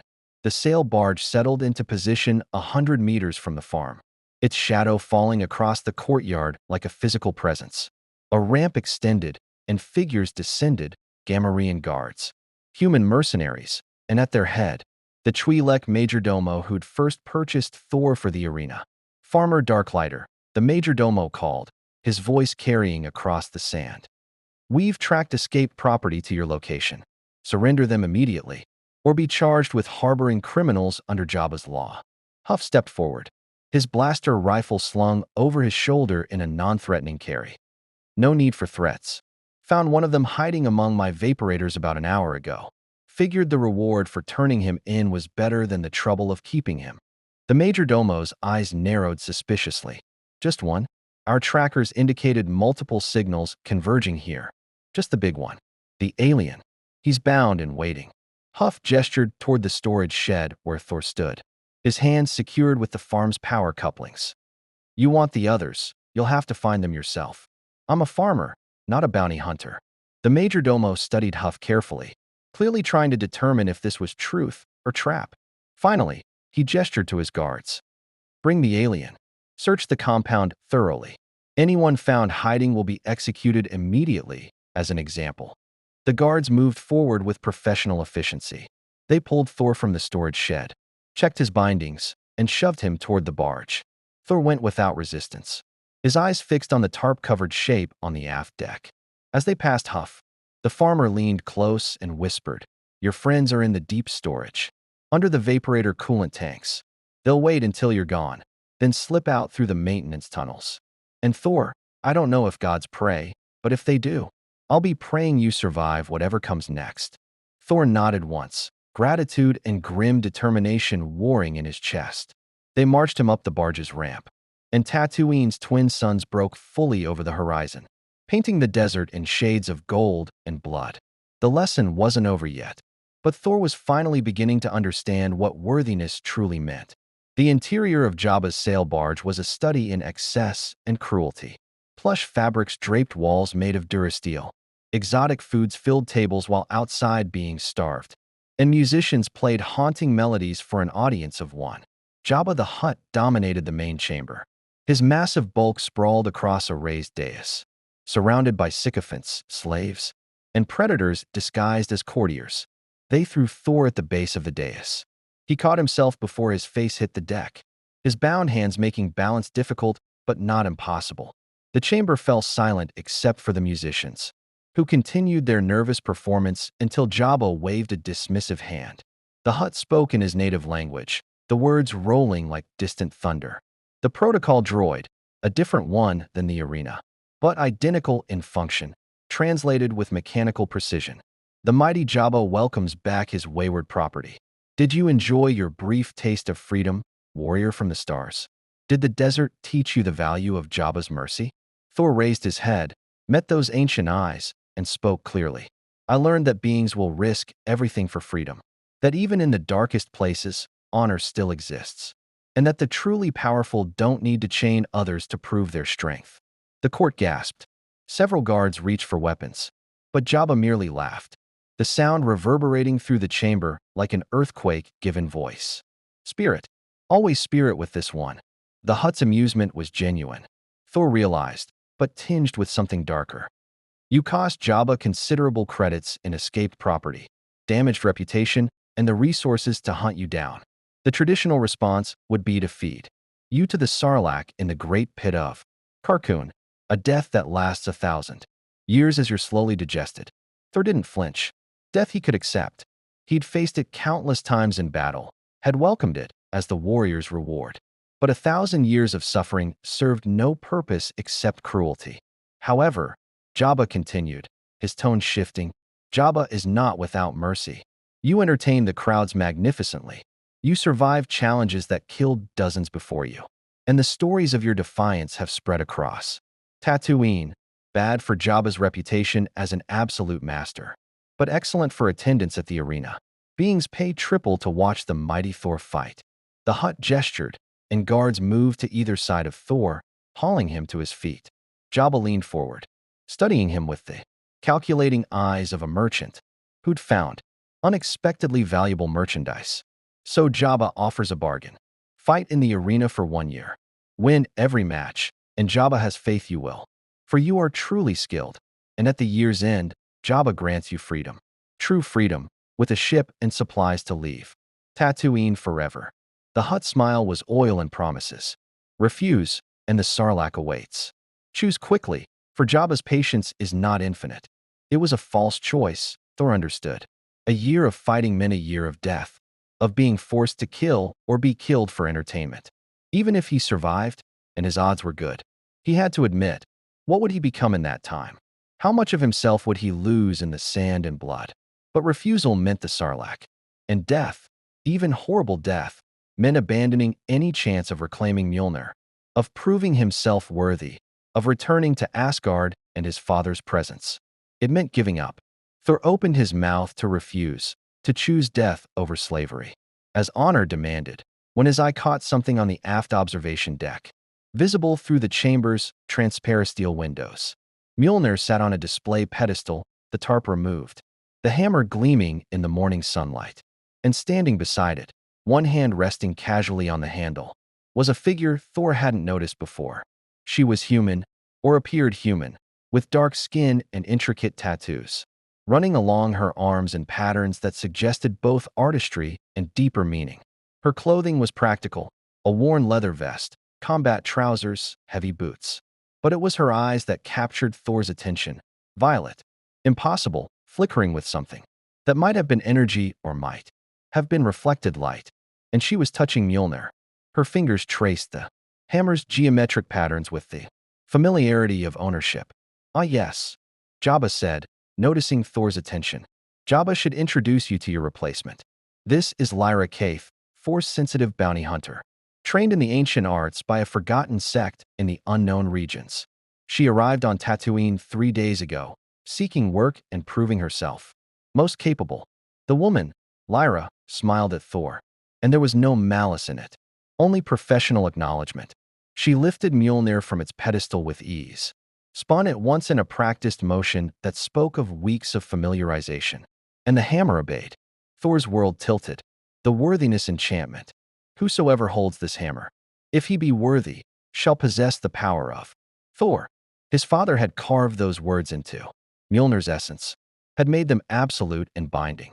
And this stranger, this human bounty hunter from a galaxy Thor barely understood, had proven herself worthy where Thor himself could not. She can lift it, Thor whispered, the words torn from somewhere deep. More than lift it, Jabba said with clear pleasure at Thor's devastation. She wields it. The weapon you claimed as yours has chosen another master.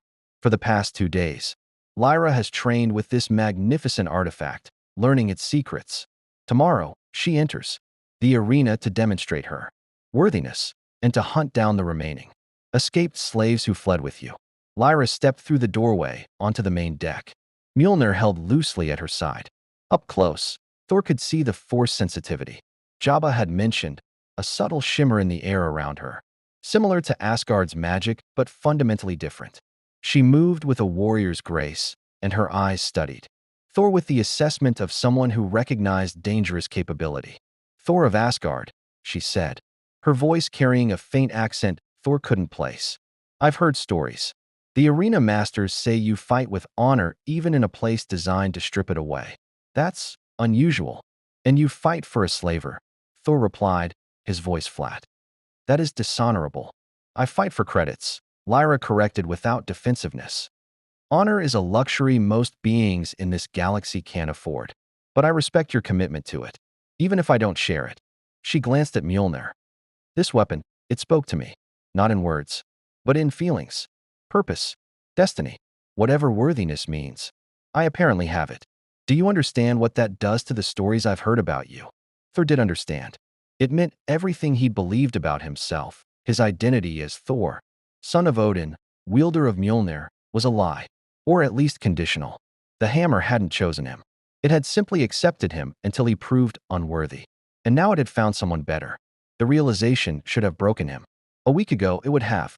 But standing on this barge, having sacrificed himself to save beings he barely knew, having earned the respect of Tusken, raiders, and moisture farmers, through actions rather than birthright, Thor found something unexpected. Acceptance. I understand, he said quietly, meeting Lyra's violet eyes. That worthiness isn't ownership. My father tried to teach me that. The hammer was never mine by right. It was mine by responsibility. And I failed that responsibility through arrogance and recklessness. He looked at Mjolnir, at the weapon that had been his companion for centuries. If you've proven worthy, then wield it well. But know that it comes with weight beyond physical mass. Every choice you make while holding that hammer echoes across realms you don't understand. Something flickered in Lyra's expression, surprise, perhaps, or respect. You're handling this better than I expected. I'm learning, Thor said. Slowly, but I'm learning. Jabba's laugh interrupted the moment. How touching. The fallen god accepts his replacement with grace. But Jabba grows bored with philosophy. Thor of Asgard, what is your answer? 1 year in the arena, then freedom? Or the Sarlacc's eternal embrace? Thor stood straighter, despite his bound hands, despite his exhaustion and wounds. He thought of Vesh, Kira, and Ran, safe for now, hidden in the Darklighter farm's depths, but hunted. He thought of Lyra's coming hunt, of what would happen when someone wielding Mjolnir's full power came for his companions. And he thought of his father's final lesson, the one he was still learning, that true strength wasn't about power, but about sacrifice. I accept your bargain, Thor said, the words tasting like ash but feeling like truth. 1 year in your arena. But I have conditions. The court gasped again. No one made demands of Jabba the Hutt. The Gamorrean guards tensed, ready to discipline such insolence. But Jabba raised a hand, his expression amused. Conditions? The slave makes conditions? This should be entertaining. Speak. The beings who escaped with me, Vesh, Kira, Ran, and the others. You leave them alone. No hunts, no bounties, no retaliation. They've suffered enough. They deserve a chance at life. And in exchange for this mercy, you offer? My word, Thor said simply. I will fight in your arena for 1 year without resistance, without escape attempts, without protest. I will win your matches and make your crowds cheer, but only if you grant my companions their freedom. Jabba considered this, his massive bulk shifting thoughtfully. The escaped slaves are worth perhaps 50,000 credits total in lost property and bounty work. You offer Jabba 1 year of guaranteed spectacle, which could generate 10 times that amount in arena revenue and betting profits. The mathematics are compelling. Then we have an accord. Not quite. Jabba gestured to Lyra. There is still the matter of proving which warrior is truly worthy. Jabba proposes a test. 3 days from now, in a special arena event, you will face Lyra Kaith in single combat. She with your former weapon, you with whatever skills remain to you. If you win, Jabba grants your conditions and your 1-year term begins. If she wins, the Hutt smile was cruel. Then you die in the arena, and your companions remain fugitives. Does this arrangement suit you? Thor looked at Lyra, at Mjolnir in her hands, at the impossibility of the challenge. Fighting someone who wielded the hammer meant facing his own.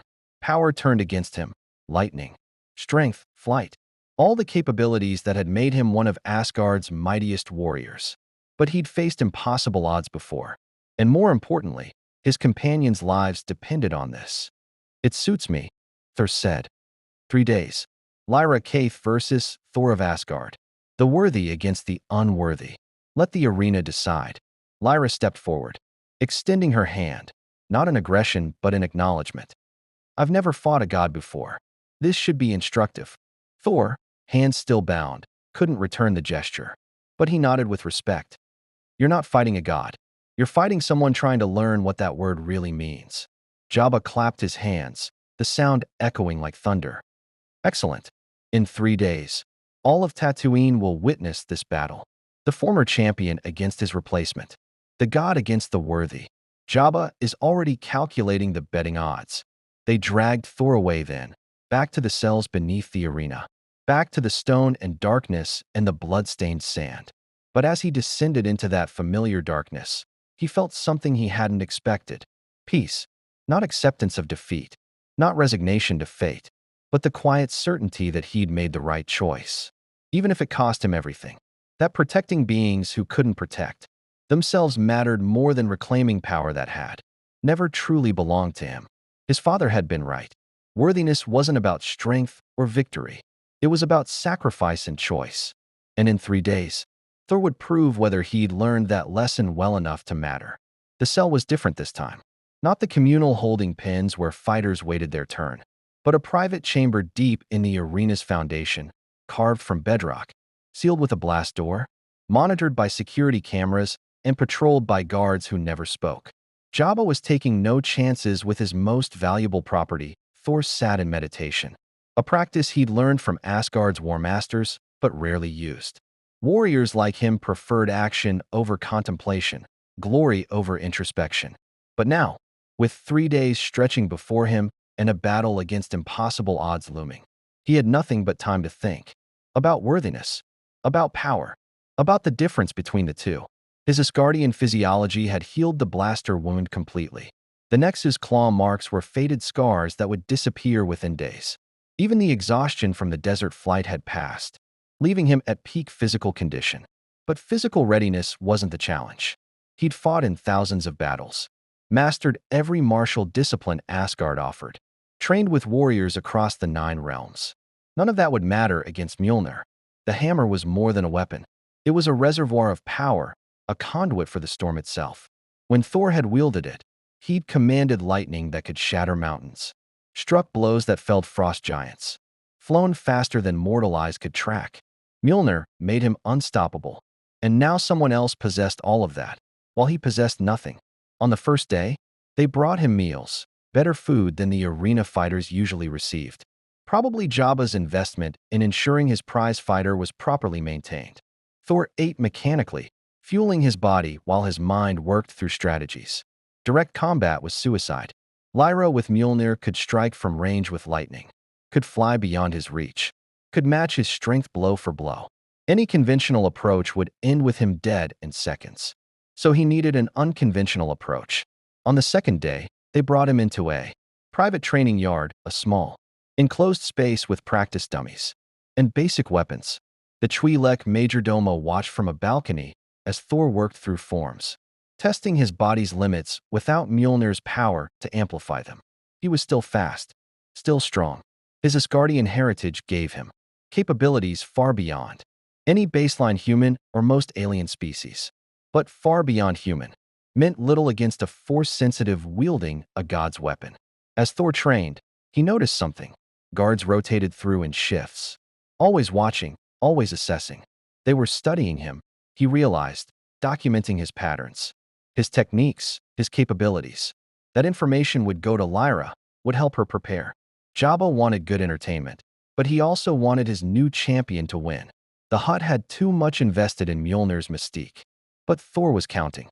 Each lightning strike, powerful as it was, took a moment to charge and release. Lyra was skilled with Mjolnir, but she'd only had days to learn its capabilities. Thor had wielded the hammer for centuries. He knew its rhythms, its patterns, its limitations. And he knew something Lyra didn't. Mjolnir wasn't just a weapon. It was a test. He stopped running, stood still in the center of the arena, staff held loosely, looking up at Lyra with no defense raised. She hesitated, Mjolnir crackling with building energy, clearly suspicious of the trap. The crowd's roar transformed into confused murmuring. Why had the warrior stopped? Why was he surrendering? The hammer is testing you. Thor called up, his voice carrying across the arena. Every choice you make with that weapon is a referendum on worthiness. So ask yourself, does a worthy warrior strike an undefended opponent? Does someone who deserves that power use it to execute the helpless? Lyra's eyes narrowed. Psychology? You think you can manipulate me with? Thor interrupted by throwing his staff aside, spreading his arms wide. I'm not manipulating. I'm offering a choice. Kill me now, defenseless, unable to resist, and prove you're not worthy. That you're just another being with power, no different than Jabba or any other tyrant who uses strength to dominate the weak. Or, Lyra descended slowly, Mjolnir still charged but not firing. Or fight me with honor. Warrior to warrior.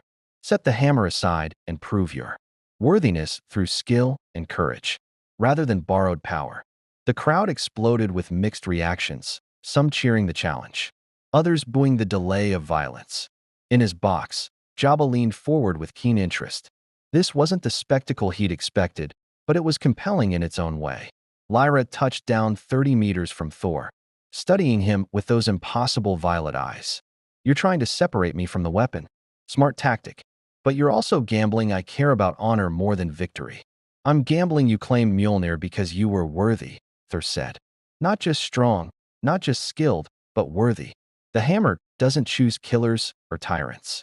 It chooses those who understand that power is responsibility. So prove it.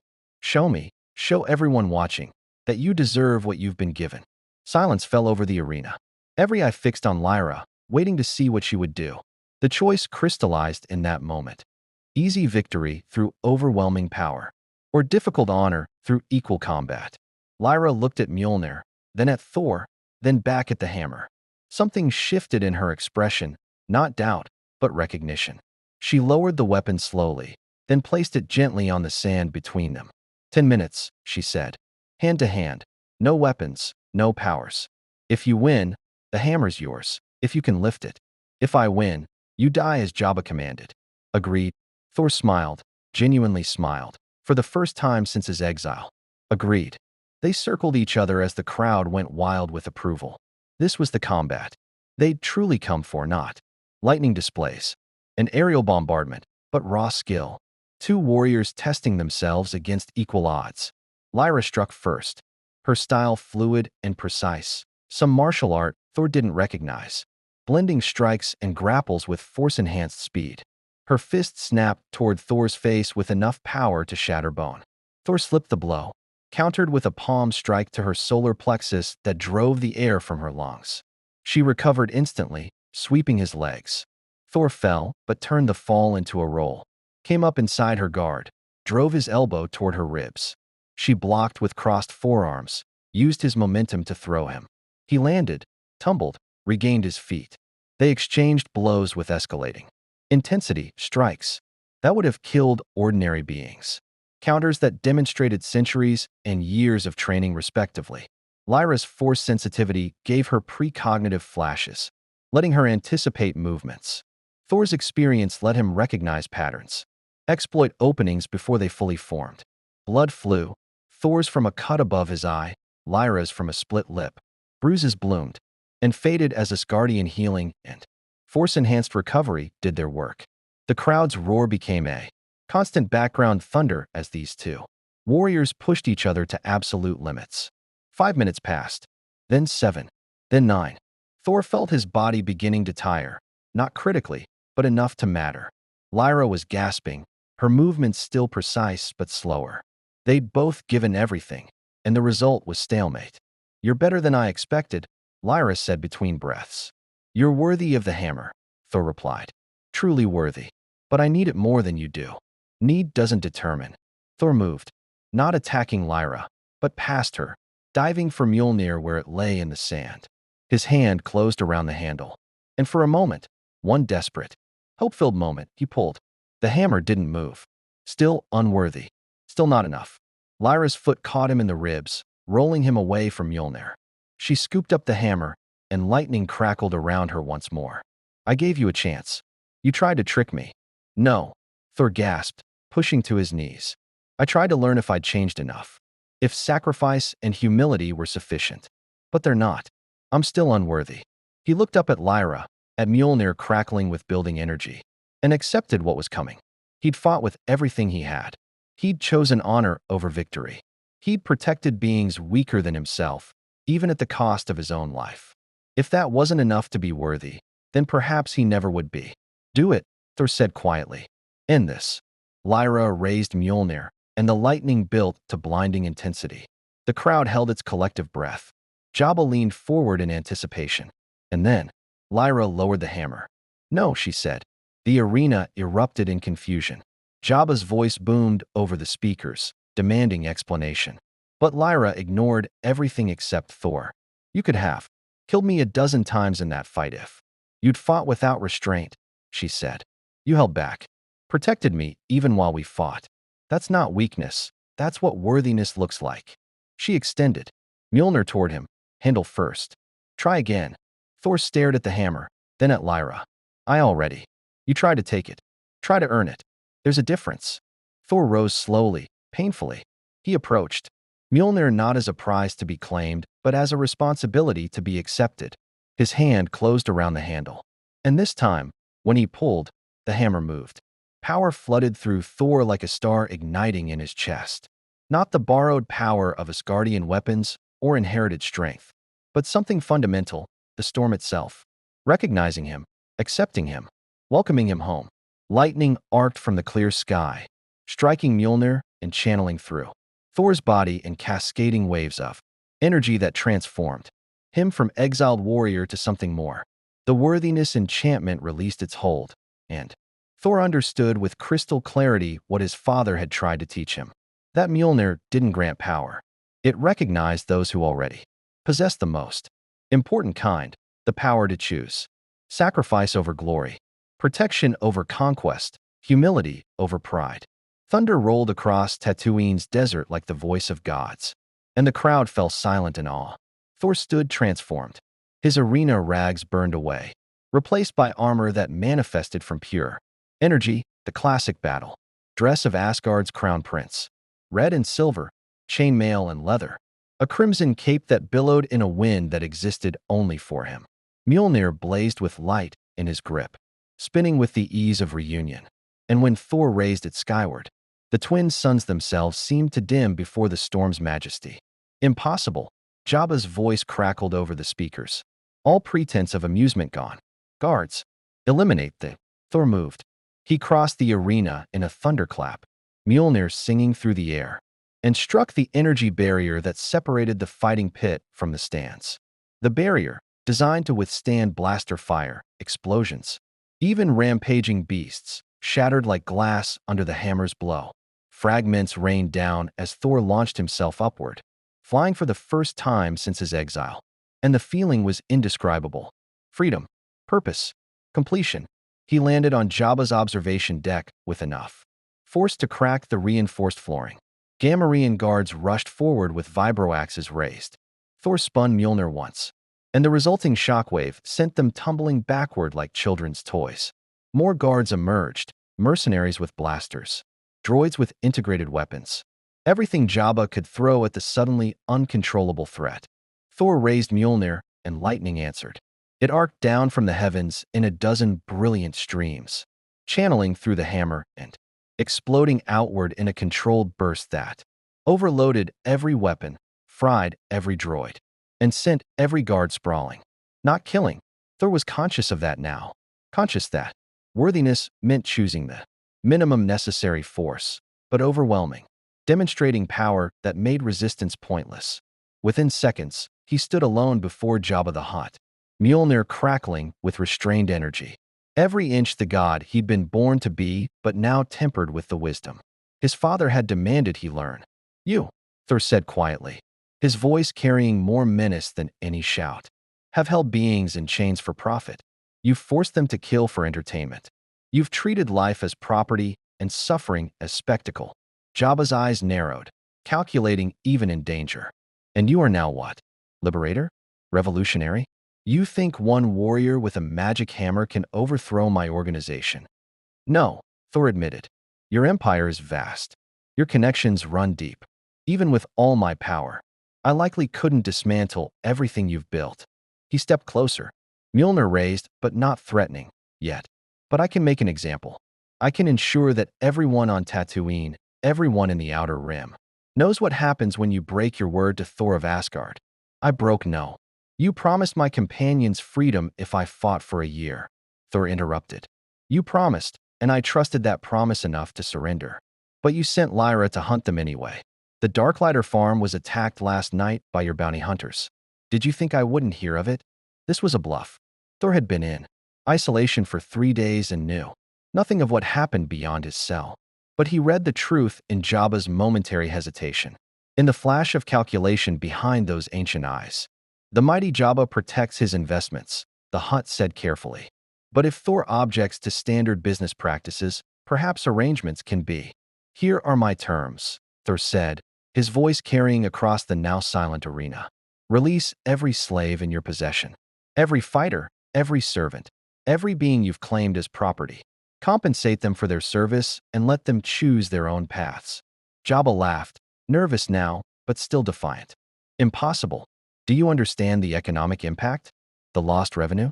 My competitors would. Thor brought Mjolnir down on the deck beside Jabba's tail, not striking the Hutt, but close. Enough to send cracks. Spiderwebbing through the reinforced metal. I'm not negotiating. I'm informing you of what will happen. Either you release them willingly, or I tear your organization apart piece by piece until there's nothing left but rubble and warnings. You can't. I am Thor, son of Odin, prince of Asgard, and wielder of Mjolnir. Thunder punctuated each word, lightning dancing around Thor's form. I have fought frost giants and fire demons. I have stood against armies and emerged victorious. I have learned humility and sacrifice. Yes, but I have not forgotten that. Sometimes the truly worthy must use their power to protect those who have none. The display was deliberate, overwhelming, dramatic, designed to break Jabba's confidence. It worked. The Hutt's massive bulk shifted backward, and for the first time in decades, perhaps centuries, Jabba the Hutt looked uncertain. Before he could respond, another voice cut through the tension. He's not alone in this. Lyra Kaith stood at the edge of Jabba's deck, her violet eyes blazing with decision. I came to Tatooine seeking purpose. Found it in that hammer, briefly. But watching Thor fight, watching him choose honor over survival, sacrifice over victory, that showed me real purpose. She looked at Jabba with disgust. I won't be your champion. Won't hunt escaped slaves or enforce tyranny. Consider my contract terminated. You cannot simply. I absolutely can. Lyra's hand moved, and force energy rippled outward, lifting Jabba's protocol droid and hurling it over the arena wall. That's for translating slavers' demands. This, she gestured, and Jabba's hover throne lurched, dropping a meter before its repulsors caught, is for thinking beings like me can be bought. Movement caught Thor's eye, not guards, but the arena's enslaved fighters emerging from the tunnels below, led by Vesh, Kira, and Ran, who'd apparently never fled the city but had instead been organizing resistance, waiting for opportunity. We heard everything, Vesh called up. Every word transmitted through the arena's speaker system to the holding cells below. And we're done. All of us. Done fighting for your entertainment. Done dying for your profit. He held up a detonator, crude, but clearly functional. The structural supports beneath this arena are rigged with explosives taken from your own armory. You have a choice, Jabba. Release us all and live to rebuild your empire, or refuse and die in the rubble of your greatest monument to cruelty. Jabba's eyes darted between Thor, Lyra, the armed fighters, and the detonator. Calculation played across his features, weighing odds, assessing outcomes, running the mathematics of survival versus pride. How? Jabba's voice was barely a whisper. How do? I know you'll keep your word? That you won't simply destroy everything anyway. Thor lowered Mjolnir slightly. Because I learned what worthiness means. It means keeping your word even when it costs you. It means protecting even those who don't deserve protection. So I give you my oath, sworn on Asgard itself. Release these beings. Grant them compensation and freedom, and I will leave your other operations untouched. I'm not here to remake this world, only to ensure these specific beings receive the dignity they've earned. The silence stretched. Every eye in the arena watched Jabba, waiting. Finally, the Hutt spoke, his voice carrying resignation and barely suppressed rage. The mighty Jabba agrees to these terms. All enslaved fighters will be released. Compensation will be provided. And Thor of Asgard will leave Tatooine and never return. Almost, Thor said. One more condition. The Darklighter family, the moisture farmers who sheltered my companions. Any debts they owe you are forgiven. Any harassment stops immediately. They're under my protection now, and if harm comes to them, I will return. Jabba's eye twitched, but he nodded. Agreed. Thor turned to the crowd, thousands of beings who'd come to watch death and instead witnessed revolution. Let it be known across Tatooine and beyond. Beings who choose courage over chains, who risk everything for dignity, who remember that all life has value. Those beings will always have my protection. I am Thor, and I have learned that being worthy means serving those who cannot serve themselves. The crowd erupted, not in bloodthirsty cheers, but in something else. Hope, maybe, or the recognition that even in the darkest corners of the galaxy, change was possible. The next hours were chaos organized by determination. Slaves were processed out of Jabba's systems, their freedom registered in official records that the Hutt's major domo provided. With barely concealed fury, compensation was distributed, not generous, but enough for passage off-world or to start over. The Darklighter family's debt was publicly forgiven, earning them protection that Jabba's pride wouldn't let him violate openly. As the twin sons began their descent toward the horizon, Thor stood on the arena's edge, watching freed beings embrace families, make plans, choose directions for lives that were suddenly, impossibly their own. Lyra approached, her tattoos glowing softly in the evening light. What will you do now? Return to Asgard? Eventually, Thor said, I suspect my father has been watching, that this was his plan all along, to strip me of power until I learn what true power looks like. But first, he looked at Mjolnir, feeling its weight not as burden, but as responsibility. First, I think I'll stay a while. Ensure the transition holds. Make sure Jabba keeps his word, and these beings truly find freedom. That could take months. I have time. And there are other places like this across the galaxy, aren't there? Other beings who need someone willing to stand between them and tyranny. Lyra smiled. Many places. More than one warrior could handle, even one as powerful as you. Perhaps, Thor acknowledged. But I'm learning that being worthy doesn't mean fighting alone. It means inspiring others to fight alongside you. He extended his hand. Would a Force-sensitive bounty hunter with good instincts be interested in continued employment? The pay is terrible, but the purpose is excellent. She clasped his hand firmly. I think I could manage that. Vesh, Kira, and Rand joined them as the last light faded. They'd chosen to stay on Tatooine, not in Mos Espa, but with families in the outlying settlements where community meant something and freedom was more than a word. You gave us our lives back, Kira said quietly. All of us. We won't forget. You gave yourselves back, Thor corrected. I just helped create the opportunity. The courage was always yours. They talked late into the night, about Tatooine's future, about the beings they'd freed, about the impossibility of what they'd accomplished. As the stars emerged in the dark sky above, Thor felt something settle in his chest. Not completion, exactly, but rightness. He'd been sent to this world to learn humility, and he'd learned it. But he'd also learned something his father perhaps hadn't intended. That humility without action was just another form of cowardice. That being worthy meant using power not for glory, but for protection. That sometimes the strongest thing a warrior could do was kneel. Somewhere beyond the stars, in golden Asgard, Odin sat on his throne and smiled. And on Tatooine, under twin moons that rose to replace the departed suns, Thor, worthy once more, humbled but not broken, powerful but not arrogant, began to understand what it truly meant to be a hero. Not through birth, not through destiny, but through choice. The legends say that Thor of Asgard stayed on Tatooine for 6 months, ensuring that Jabba the Hutt kept his word and that freed beings found their footing in a galaxy that rarely rewarded courage. Some say he visited other worlds, other arenas, other places where beings fought in chains for the amusement of tyrants. Always he arrived with thunder. Always he left with lightning. And always the enslaved walked free in his wake. Lyra Caith became his companion in this work. Her Force sensitivity and his Asgardian might proving complementary, in ways neither had expected. Together they learned that worthiness wasn't a destination, but a constant choice, the decision, renewed daily, to serve rather than dominate. Eventually, the Bifrost opened above Tatooine's dune sea. rainbow light piercing the desert sky. Heimdall's summons was clear. Odin awaited his son's return. Thor stood before the rainbow bridge, Mjolnir in hand, and looked back at the world that had broken and remade him. "You're always welcome back," Vesh called, his voice carrying across the sand. "The god of thunder who learned to kneel. That's a story worth telling." Thor smiled, the genuine expression of someone who'd learned that pride was worthless and humility was everything. "Then tell it well, my friend. Tell it to anyone who's forgotten that power serves best when it lifts others up."